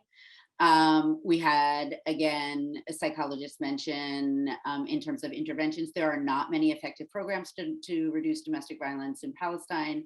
Most of these are focused on awareness only. So we had two two interventions that went very badly, and we'll talk about those at the end, that were international, hugely funded international projects that had to do with teaching doctors how to identify being aware of domestic violence, but having absolutely nothing to do with intervention. So if they wrote reports, where were these reports going to go? And then the creation of 4 shelters, very Western style shelters for women to run away to, but within a community that is very tied to its land and its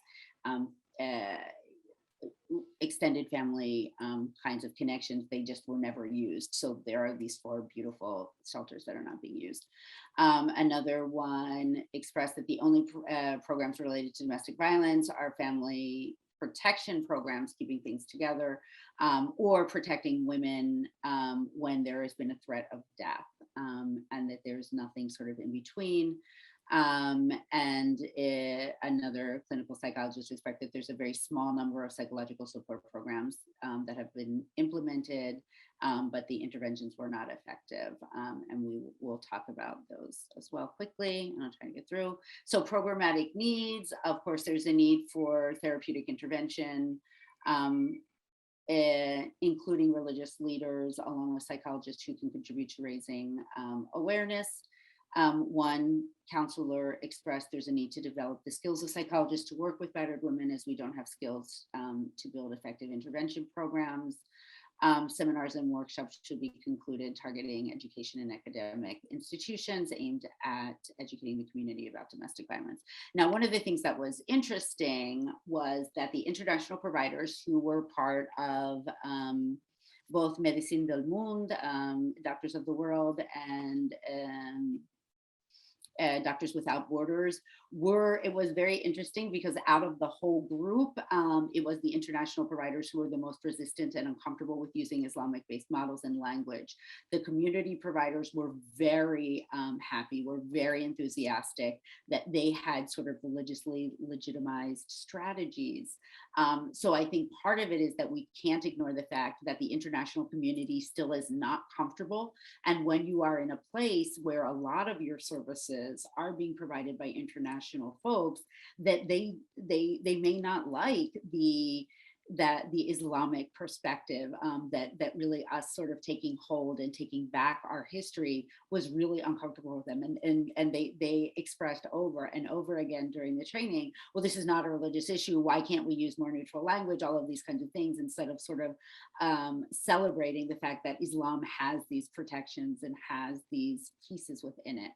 Participants, I did discuss briefly, participants discussed 2 international program misfires, including a domestic violence training for physicians to note and report domestic violence. They trained, it was literally probably $1 million program. They trained over 1,000 doctors, 1,000 physicians. They took them to very nice hotels, fed them very nicely, to no avail, because there's absolutely no place for those reports to go.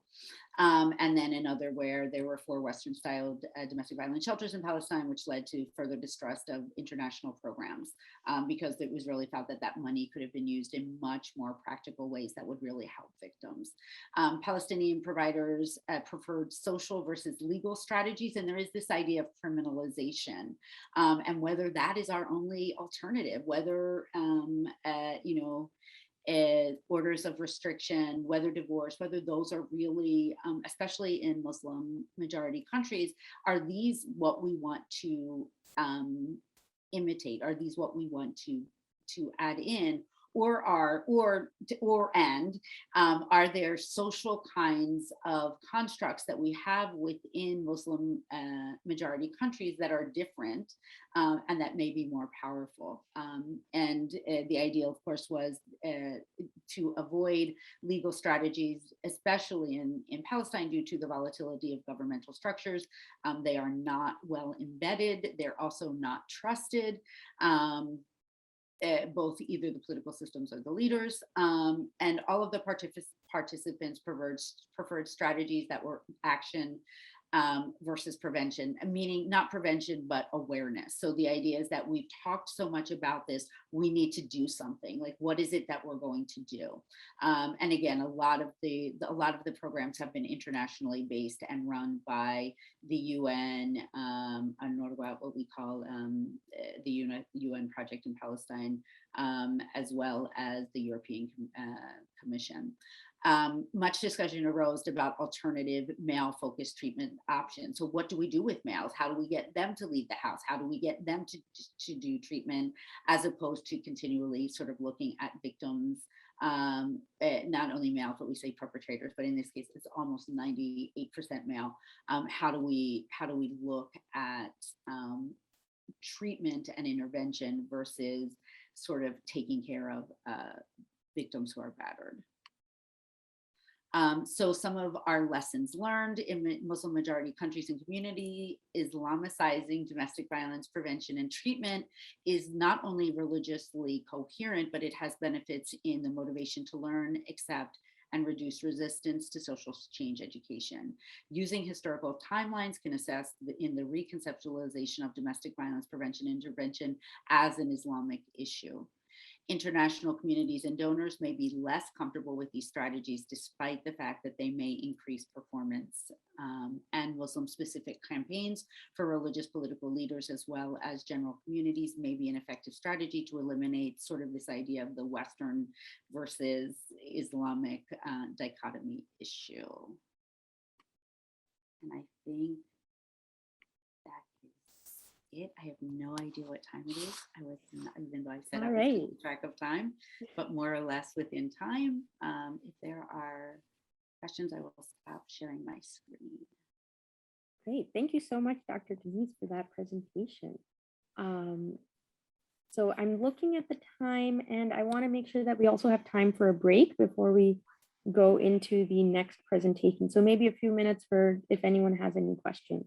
Feel free to put it in the chat or to speak out loud.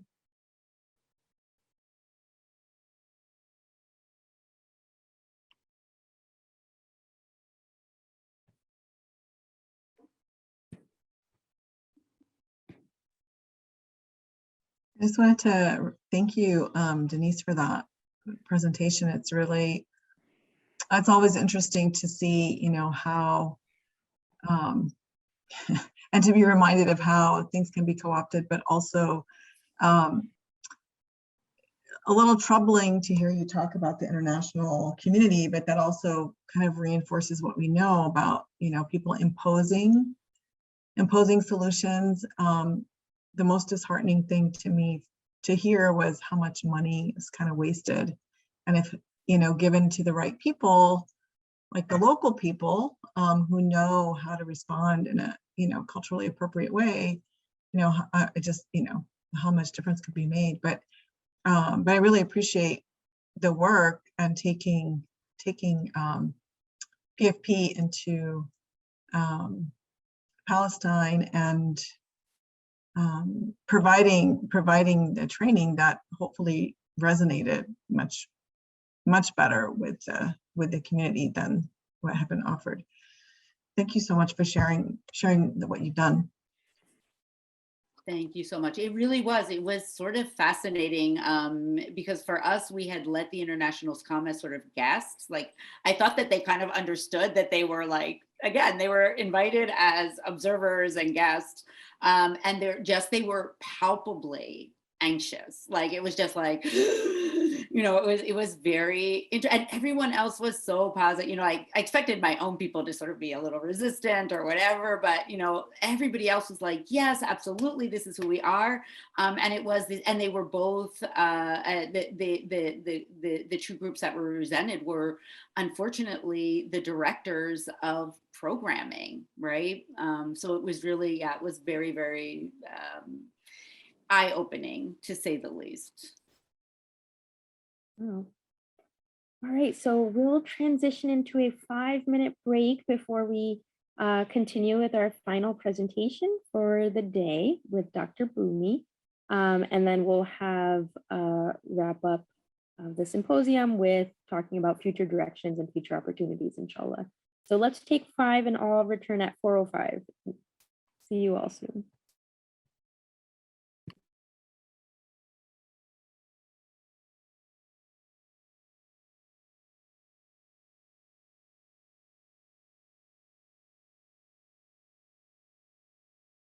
And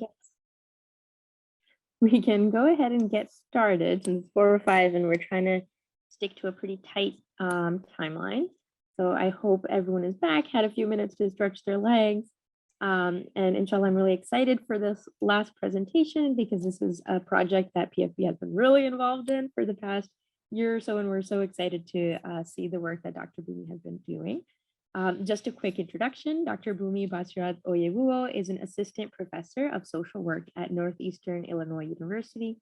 Dr. Bumi's research centers on the examination of the experiences and health and well-being outcomes of women, as well as Black, Muslim, and immigrant communities from an intersectional perspective.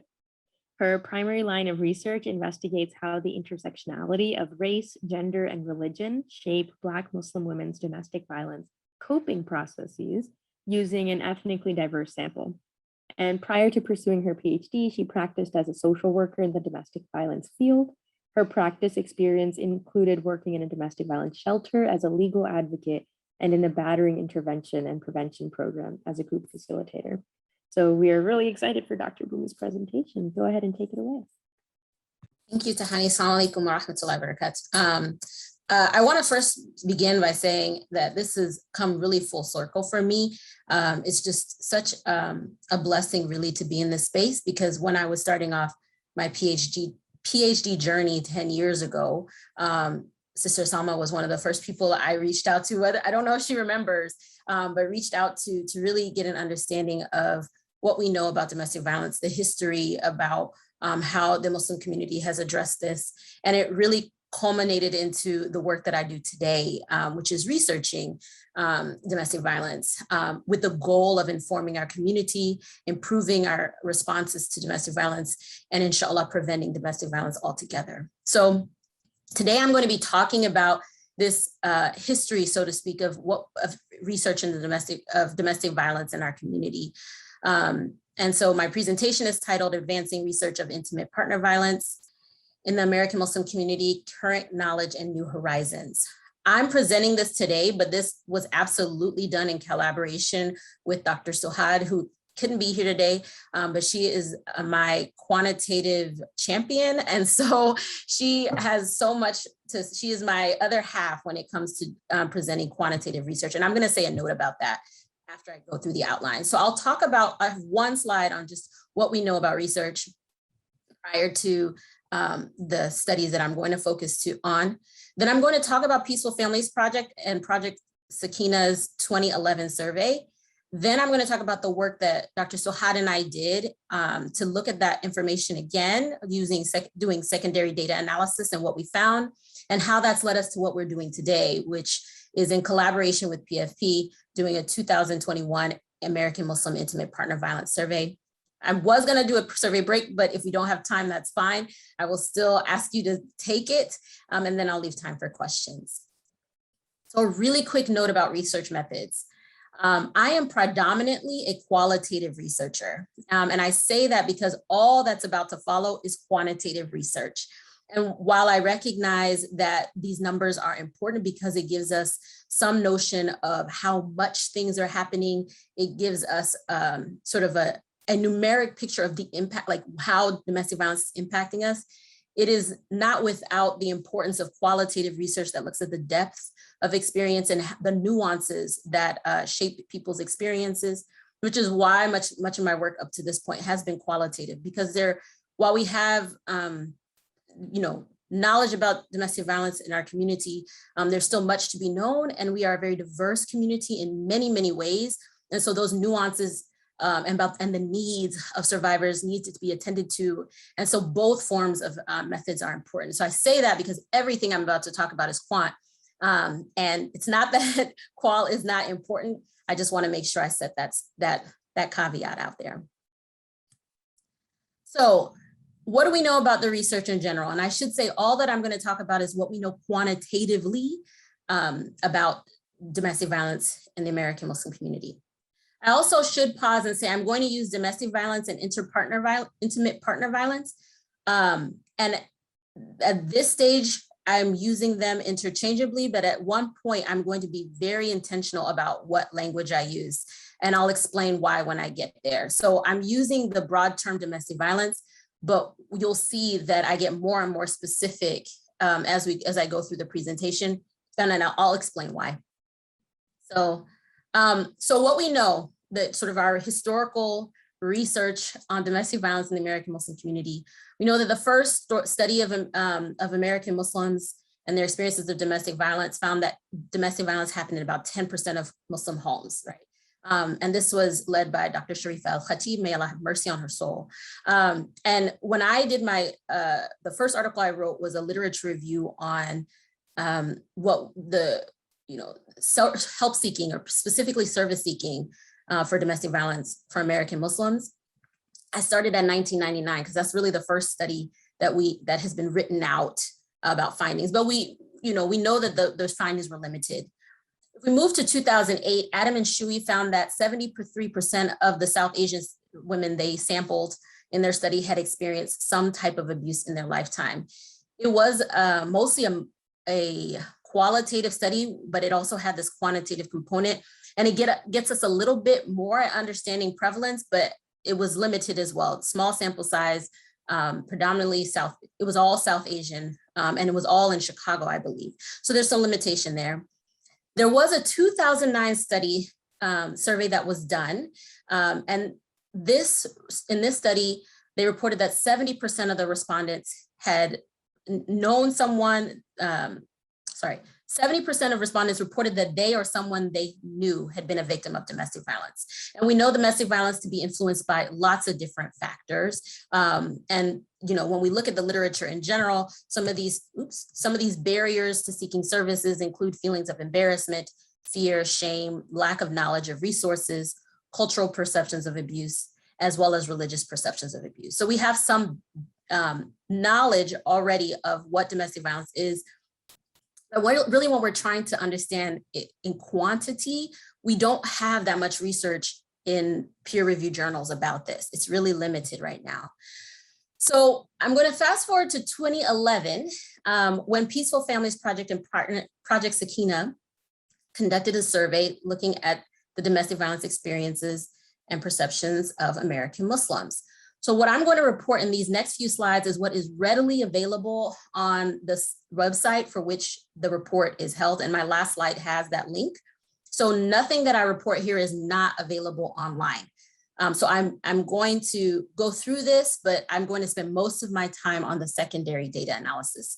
So Had and I did. So in 2011, Peaceful Families Project and Project Sakina conducted a survey on American Muslims' attitudes and experiences of domestic violence. This was one of the first national instruments used to quantify the experiences of domestic violence in the Muslim community in the US. So it was a pretty significant study. It was administered online, but I know that it initially started off in person, but mostly online to a national sample of Muslims in the US. There were a total of 41 closed-ended questions and 3 qualitative, so open-ended questions. And the survey contained 4 major categories: demographics, attitude towards domestic violence, experiences with domestic violence, and the role of the community. So what were some of their findings? One, they surveyed 801 people, which is a really large number, especially given that there really isn't, I don't think I have seen a sample size like that still to this day in the literature for a US-based sample. So 801 people were sampled. And when we're talking about experiences of domestic violence, 66% of the respondents said they knew someone who had experienced some form of physical abuse. 53% of respondents had experienced abuse by a family member or an intimate partner in their lifetime. Okay, so this is either a family member, an intimate partner, or both, right? And then 56% of women and 44% of men reported experiencing some form of violence in their lifetime. They also talked about the attitudes about domestic violence. So 96% responded that family abuse was never acceptable. 80% responded that physical force in order to maintain control in the household is never acceptable. There were about 20% who said that that was appropriate for a child, but again, that could mean things like discipline. So there's more to be uncovered there. Community responses to domestic violence. Respondents indicated that when they learned of an abusive situation, that they talked to the victim. That was most frequently cited, that they talked to the victim or they prayed for them. 56% of respondents reported that their mosque had offered a khutbah on domestic violence. And then while many respondents reported that their community did offer support to survivors, nearly 40% indicated that their community had no support for survivors. Excuse me. So clearly there's a need. So then we're going to fast forward a little bit. It's still the 2011 data, but what Suhad and I wanted to do was to look at this data more in depth. We were interested specifically in intimate partner violence, so violence that happened between intimate relationships. So now I'm going to deviate from the word domestic violence because we're specifically talking about that. And we wanted to see if there were relationships between some variables here. The report really reported things in a descriptive manner, which was very important in just giving us some information on just what things looks like and what the nature of domestic violence looks like. But we were interested in delving further into that. So to further understand the nuances of American Muslims' experiences, we conducted a secondary data analysis and we asked 4 questions. What's the prevalence of intimate partner violence in the Muslim community? Again, not necessarily including family violence, but specifically intimate partner violence. How do Muslim survivors of IPV seek help for abuse? What is the difference in attitudes towards help-seeking behaviors between Muslim men and women, excuse me? And what is the relationship between racial, ethnic background, gender, immigration status, and educational status and help-seeking behaviors among Muslims? Okay. So I'll go through each research question and what we found. I'll first start by going through the demographics. It's a little bit small here, but I'll break down who was in the sample. We already know there were 801 folks who took the survey. Of those, 631 were female, so 78%, almost 79% of the sample, and about 21% were male. We did have some challenges with race and ethnicity. The original survey left this as an open-ended question, so we got a range of responses, and so we had to make some decisions on how to categorize folks. So based on our categorizations, most of the sample was identified as Asian with 41.9%, almost 42% identifying as Asian, 25.7% identified as Arab or North African, 13%, almost 14% identified as white, about 6.5% identified as Black, less than 1%, specifically as 3 folks who identified as Native or as Indigenous, 1.3 identified as Latinx or Hispanic, 7.2 as identified as mixed race. Then we had other, and then some folks didn't answer. So we had a diversity in the sample, which, whether or not that doesn't necessarily reflect what we know the racial background proportions to be in the larger Muslim community, but it is a racially diverse sample nonetheless. We had a wide range of ages. most folks were in the 23 to 40 range. Just want to point that out. And this also was partly due to the way the data was collected. There was a slight error. We had to collapse the ages 23 to 40 we couldn't split it up. And I won't go into details as to why, but we had to collapse that category. So that's why that category is so big, and it's not in the same increments as the other category. And then when we look at education, 27% of the sample, almost 28% of the sample had a 4-year college degree, almost 26% of, basically 26% of the sample had a graduate degree, 14% had a doctoral degree. So this was a highly educated sample. Again, doesn't necessarily reflect the diversity of the Muslim community per se, the way it may not necessarily reflect the educational background of the larger Muslim community and how that's weighted, but it is a sample that does have some diversity in its education. And in the sample was pretty half and half of those who were US born and those who were not US born. So that should give you some context. So our first research question was, what is the prevalence of IPV in the Muslim community? So I'll start talking about the most common forms of abuse. The most common form of abuse was emotional abuse with a 45%, and the least common that was reported was sexual abuse. And the most common perpetrator when we're talking about intimate partner violence was a spouse. 31% of the survey participants from the larger survey experienced abuse in their past relationship, in a current or past relationship. This is not that far off from the national statistics of the experiences of domestic violence. So about 30% of folks have experienced domestic violence. And the majority of those survivors were women, which also mirrors what we know about intimate partner violence in general. We were interested to see if there was a significant relationship between gender and prevalence of abuse. We see that obviously that most of the survivors were women, but we wanted to know if this was significant. And I'll summarize it. It was. Women were more likely than men to experience some form of abuse in their lifetime. But when we looked at whether or not there was whether race or ethnicity played a role in that, there was no significant relationship between one's racial background and their experiences of abuse, meaning it wasn't that one race was more likely to experience abuse, intimate partner violence than another. It wasn't based on race, basically, for this sample. How do Muslim survivors of IPV seek help for abuse? Participants who experienced abuse were most likely to seek help from their friends, 54%. Family next, 52%, or an imam at 24%, rather than community leaders or other forms of community services and professional help after the abuse occurred. We ran a series of binary logistic regressions, to understand the relationship between race, education, and immigration status and help-seeking behaviors. And so what we found out was white participants were 2.8 times more likely to seek support from their friends than Asian participants.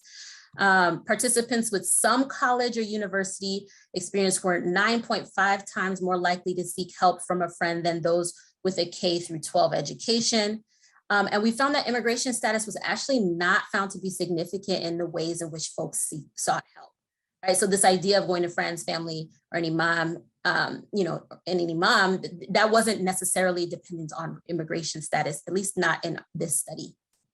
So this really reflects sort of what we know in the literature about people sort of starting with their inner circle and then moving out, except here we saw folks started mostly with friends, although it was pretty tied. I'll go back, it's 54% started with their friends, were most likely to seek help from their friends.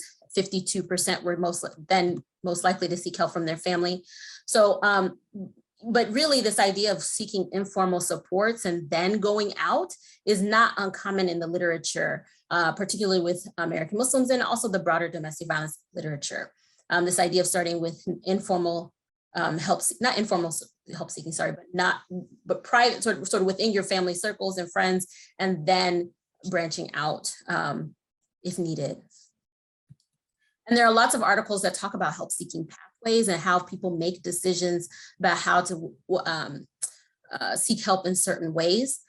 So this starts to give some quantitative picture of that. So how do Muslim survivors of IPV seek help for abuse continued? Participants were asked about the types of services or supports that were provided in their community. A majority indicated that there was a lack of services in their community, which, I talked about this in the report that PFP and Project Sakina had already put out. So we just ran additional analyses to look at this.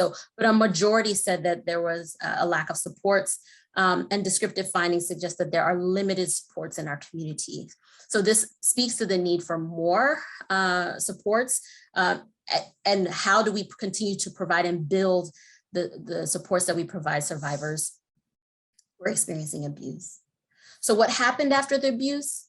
71% of participants who experienced abuse stated that they did something after the abuse. The most common action that was taken was responding to the abuse verbally, followed by leaving the home, followed by leaving the spouse, some sort of physical response, and then least common was creating a safety plan. So the most common way in which folks said that they responded to the abuse they experienced was verbally, and least common was creating a safety plan, which when you think about it is kind of troubling, because when folks contact domestic violence agencies, and part of what they're doing is creating a safety plan. Whether the person intends to stay or leave, there's got to be some plan in place. So this tells us that we need to do some education around safety planning in the community. Our third question: what's the difference in attitudes towards help seeking between Muslim men and Muslim women? Overall, women were more likely to seek help when they experienced abuse. So there was in this sample of those who had experienced intimate partner violence, men who had also indicated having experienced it. But when we looked at the gender differences, women were more likely to seek help for the abuse that they experienced. Women who experienced abuse were also 4.6 times more likely to seek help from their family than men. They were 4.9 times more likely to seek help from friends than men, and 1.6 times more likely to seek help from an imam compared to men. So even in the realms of family situations or an imam situation, women were still more likely to seek help or use that form of help more than men. And then our last question was the relationship between sort of demographic factors and help-seeking behaviors. We did run an ANOVA to determine if the incidence of abuse among participants was different for groups with varied education levels, right? So this first one's going to talk about education. We did find that there was a significant difference, and after running a post hoc test, we found that there was those who had a 4-year college degree were more statistically they indicated that the prevalence of abuse among participants was modestly statistically significantly higher than those who had a 4-year degree with a master's degree. So it's those with a 4-year degree had a higher incidence than those with a master's, but there were no other significant difference amongst the educational groups. And keep in mind, this was also limited because most of the people in the sample were highly educated. So we don't have sort of this range of education levels. Most of the folks in the sample had a 4-year degree. In regards to age, there were modest significant findings with an increased prevalence of abuse experienced with those from the age of 23 to 45, which was also the largest age range of our sample. So keep that in mind as well. And prevalence of abuse in relation to immigration was not found to be a significant factor, which I spoke about earlier. So being an immigrant did not, in this sample, make you more likely to have experienced abuse. All right, so continuing on, just what does this tell us in general? So much like national trends, women are more likely to experience abuse. Muslim women, are more likely to experience abuse than Muslim men. And the most common perpetrator of the abuse is a spouse. So this is similar to what we know with national data trends. There was no significant association between race, ethnicity, and incident of abuse. So this tells us what we know: IPV does not discriminate. It encompasses all racial and ethnic groups. I will say here, it doesn't mean though that we don't need to continue to look at race and ethnicity as possible factors for people's experiences of abuse. And I think this is where qualitative research becomes really important, because even though we might seek the same form of help, how we seek those forms of help, the challenges people face in seeking those forms of help and their outcomes of seeking those forms of help are not necessarily equitable. So more research is needed to understand people's experiences based on their racial and ethnic identity, especially because we know,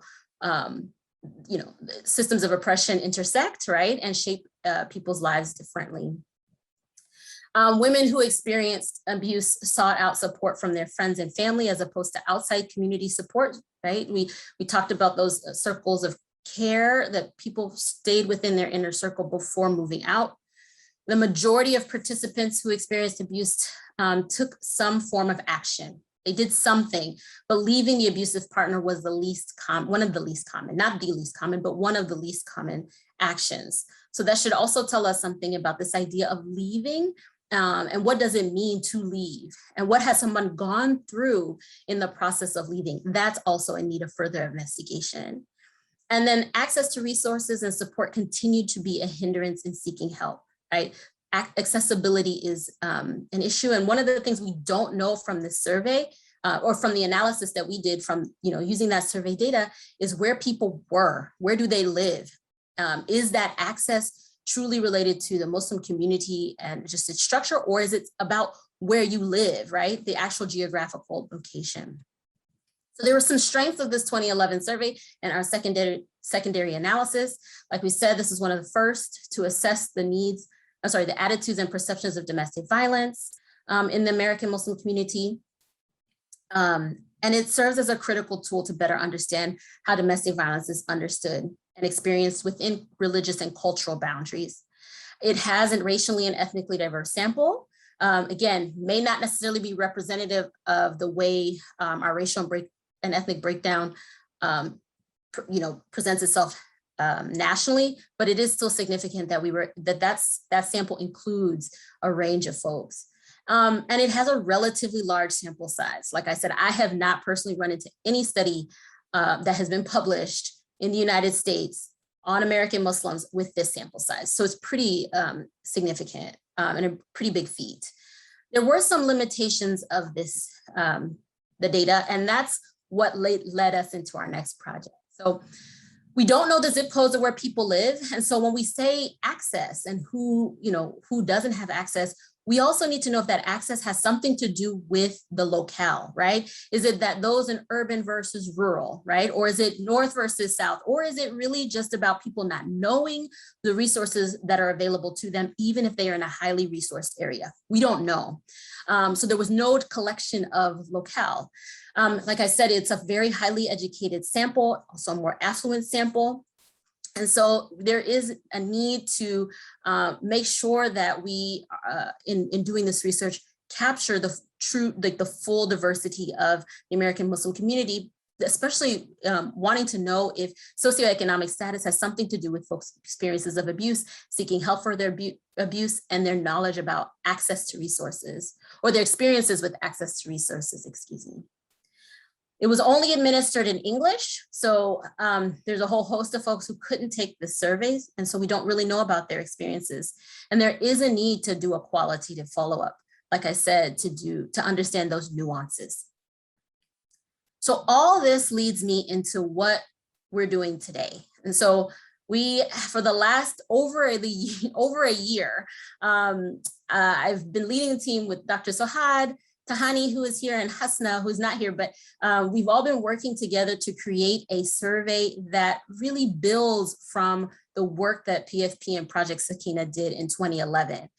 We improved many of the questions, we asked new questions, all with the goal of trying to capture trends, but also with the goal of informing the work that we do to prevent domestic violence and intervene in domestic violence in our community. So I'll talk about our goals, our overarching research questions, and about some of the improvements. So this current study builds on the 2011 survey, providing a 10-year comparison in IPV trends.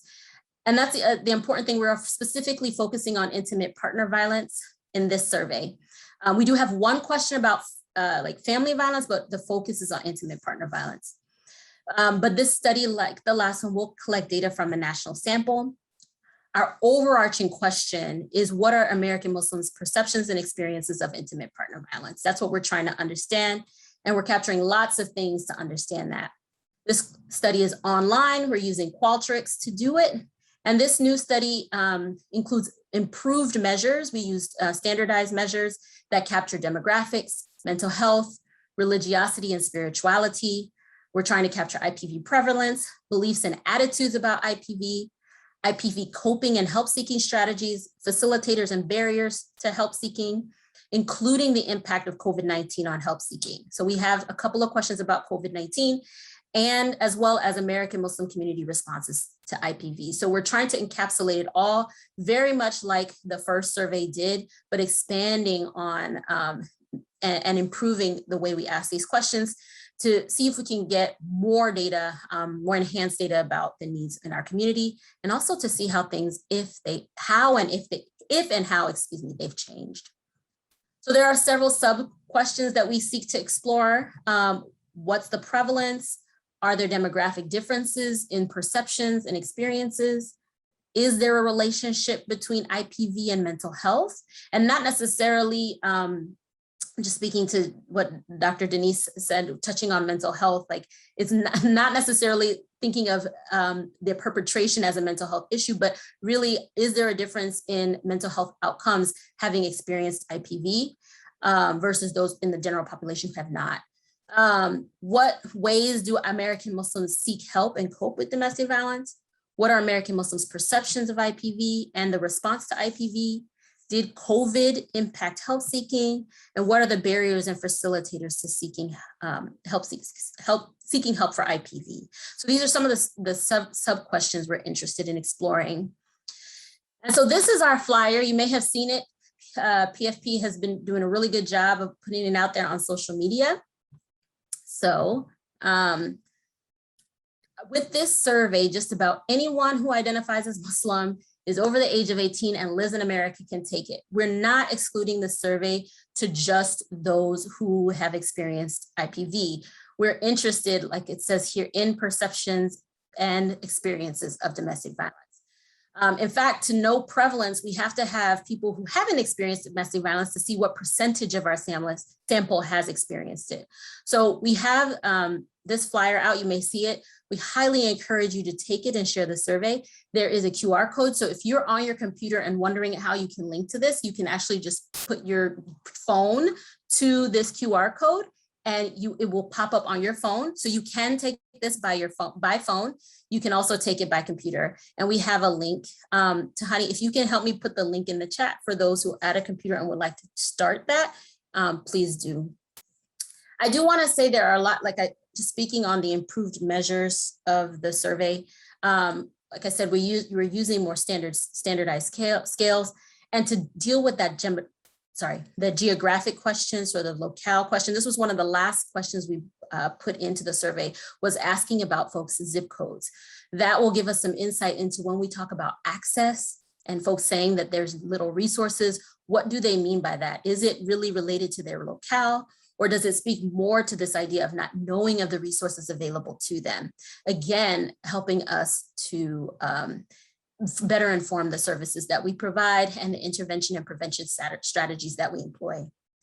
Another goal of this survey is to offer it in different languages and modalities. We're seeking funding to do that. Right now, it's only offered online and only English, but there is a goal to expand this to other modalities, such as phone interviews, as well as other languages. That is a work in progress. And there is also a goal, we actually submitted a grant earlier this year to do a qualitative component to this study, to also understand people's experiences qualitatively, to give some context to these quantitative responses. So that is one of the goals of the study. Right now, it's just the quantitative survey in English by by using the internet, right? Like through Qualtrics, but you will definitely hear, inshallah, when we are able to expand it in other ways. So I know we are short on time, but I actually wanted to have a survey break. And I know we don't really truly have time for a survey break, but I will ask that, I think it's been put in the chat, that if you can, to go ahead and click that link and at least start the survey. It's really important that we get as big of a sample size as possible. We are aiming for at least 1,000 folks to take the survey. The 2011 one had 801, so we're trying to get to 1,000. So please help us by taking that survey. Please also help us by sharing it with at least 5 other people in your network, keeping in mind it could be your family members, your friends, because all it requires is that the person is Muslim, they're over the 18, and they live in the United States. So we ask that you can share it so that we can expand who's in our study and get us closer to that 1,000-person mark. And that's that. Are there any questions? I don't know, do I have time for questions, Tahani? Yes, so we have like 5 minutes for questions, 5 to 10 minutes. So if anyone has questions, please feel free to ask.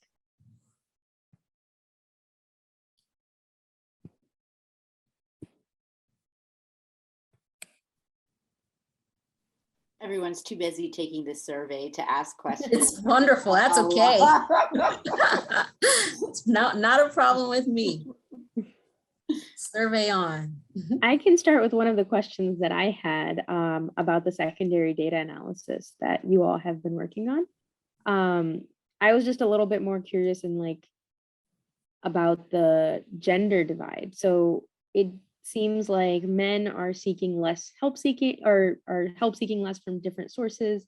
But that gap was much bigger for like family and friends as compared to the imams. Yes. So do you have any thoughts on that, or do you think that's like something that's meaningful?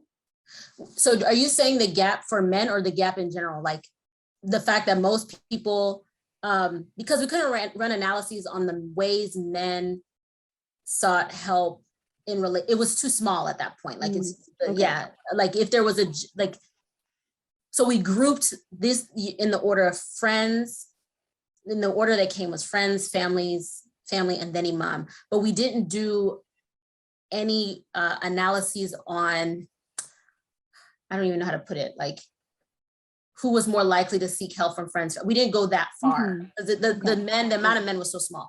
But it didn't really surprise us because of what we know in the literature and in the pathways for people to seek help, starting with their inner circle first and then branching out. I think the gap though, like you're saying, the ranking doesn't surprise us, but the gap is really kind of surprising in that first study, the secondary data analysis, like how few people went to the imam, because at least in the qualitative study I've done, people went to the imam. Like I can't tell you the percentages because I can't tell you like if that was statistically significant because that's a qualitative study, but people do go to the imam.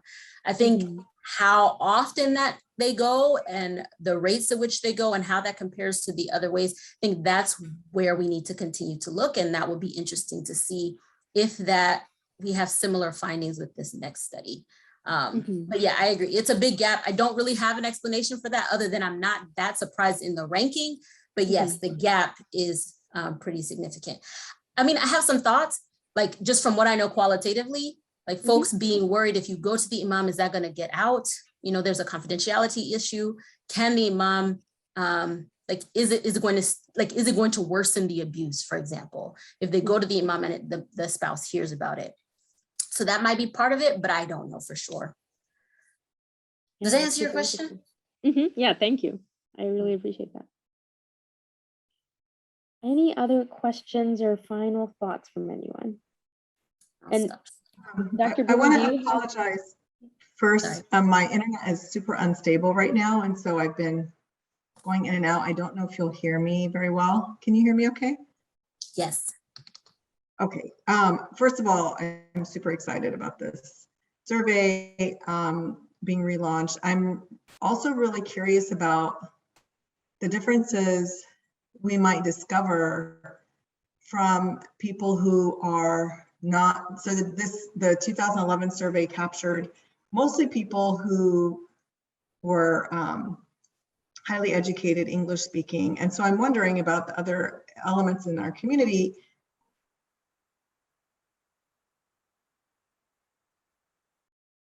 We lost her. Oh, I think she cut off. I don't Yeah, know if we that's- lost her. We lost her. Wow.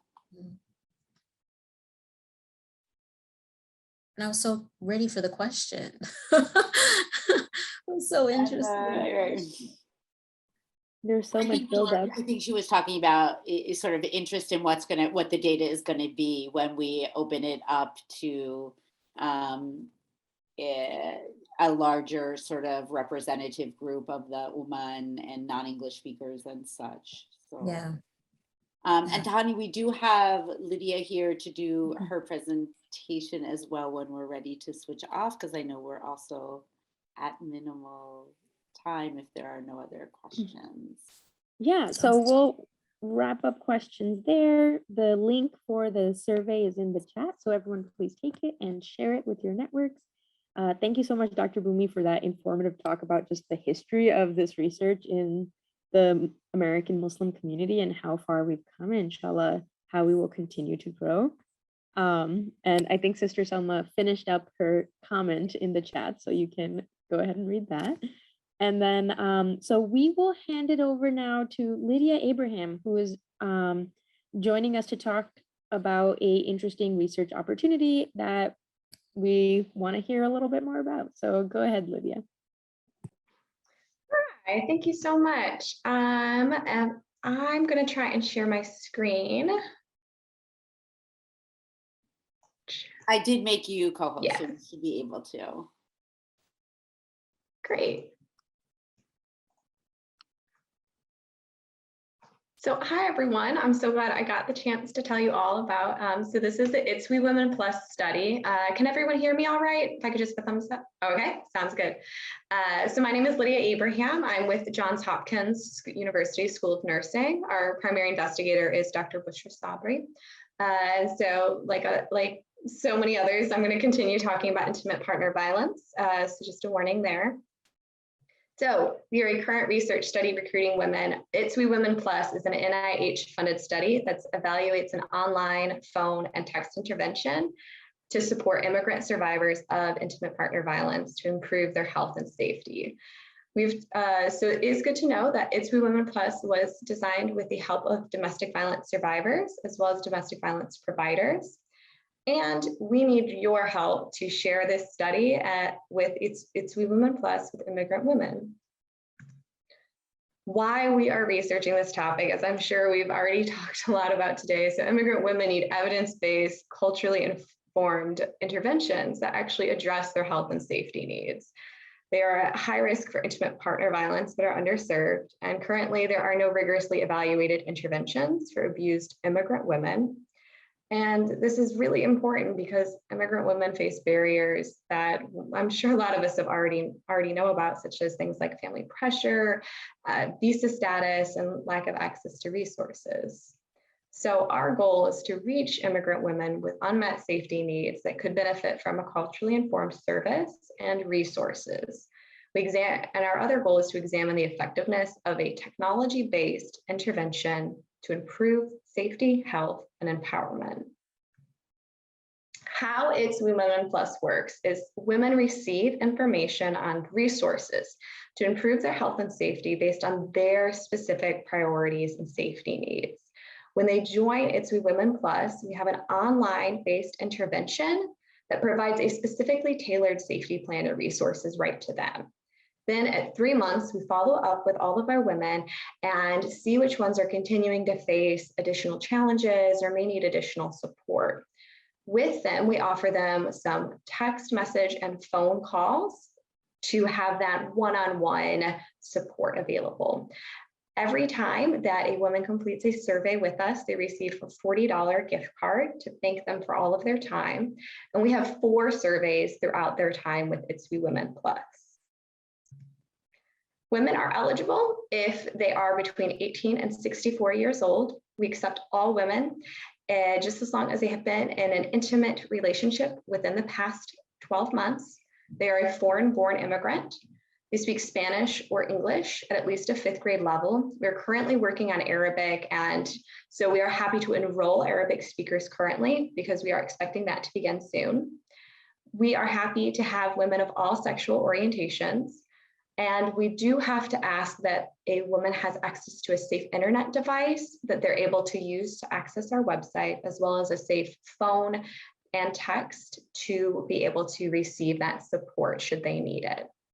We make sure to screen all of the women to make sure they are eligible. So community partners, providers, everyone else does not need to make sure that someone is eligible before they share the study. What we're looking for right now is we really need people to help share It's We Women Plus. I'm going to drop the link into the chat so that we can share this to get to more women, to more community partners. If you or anybody you know might be interested in partnering with us, where we'll be able to provide that additional support, resources to help you, please give me an email, or I'm going to have our phone number on the next screen. And then if you'd like to post any flyers or posters, I'm happy to send them all to you. And lastly, share it with communities, colleagues, providers, social media posts. We have listserv emails, social media posts, and flyers already typed up and ready to go. If you would like them, just let me know. And as of course, we want to make sure we want to protect our women's safety and confidentiality. So participants may stop at any time with the study. We do not ask about immigration status currently, and all participant information is entered into a secure online portal and is stored on secure servers as well. So if you are interested, or if you know somebody is interested, we ask that you just give me a call or text. This is our study phone number and email address, or go to the itswewomenplus.org. When you go to the website, you'll be able to see if you're eligible by clicking the button, and that will immediately start the process for you. If you have, now I will put that link in the chat. And do I have time for questions? Just to see if anybody has anything. Just a minute or two. And actually, I have a question. So how are you providing safety if these messages are about intimate partner violence and it's going to the person's phone or their computer? How do we provide safety within that context? Yeah, so that's a great question, and something that we're always very concerned about. So our first thing is that we always ask them and tell them that if you have to provide a safe number, so that you may be getting a text message, email, or phone call. And so it's the same way if you were contacting a domestic violence organization, you can expect us. When we do message or call, we always say this is a women's health and safety study. And we start with just, hi, I'm Lydia. I'm here with the women's health study. Is this so-and-so? And that's the same way with our text messages. We never say anything that it is related to domestic violence until we confirm and know that that person is in a safe place to talk. Perfect. Yeah, because I can imagine that being, especially that is the problem with sort of telehealth and sort of spontaneous messages and things like that, is that folks have a hard time. We had similar issues with just doing teletherapy with the victims where, they were hiding in closets or all sorts of places, because there just really was not a safe place in the house and especially when we're talking about immigrant families where the computer may not be just theirs, the phone may not be just there, so they don't always have control over who sees it or things like that. Yeah, which is important because we need to have that time. So one of our other questions is always, is there a specific time that you'd like us to contact you, any specific extra safety measures, and then making sure that whenever they do contact us, such as when they start the text message, we give them a link to learn how to delete any messages or phone calls if they'd like to learn how to do that, which we recommend. Beautiful, beautiful. Well, we have just a few minutes. So actually, I'm going to take this opportunity to say thank you to all of our participants who were here and left, who were here and back, and those who will see the recording. So we are so Honored and grateful to be able to have sponsored this first national symposium on Muslim voices in domestic violence. We have had amazing presentations. We have had opportunities for folks to be involved in research. I think both of those things are really important. And you see the wide range of topics that there are to talk about when we're really looking at this area. I'm so thankful to Tahani for really pulling this together, for doing all of the background work, to getting our research speakers, to pulling everything together. So we're very grateful for her and for that piece of our passionate programming in terms of research. And I'm thankful for all of our contributors, all of the work that they have done, not only for their presentation today, but their lives and actions in the field. And then, of course, for all of the participants who have been listening, because they have that interest and that desire to know more and to support the community. So we're excited and thankful. And we hope that everyone has, again, if you are interested in further research issues, let us know. We have researcher information on our website. And then if you have research that you want a place to talk about it with, we do have a monthly research meeting, monthly. We have a regular research meeting quarterly for researchers to share information and to get support. So thank you all, masalam, and have a blessed Juma and rest of the week.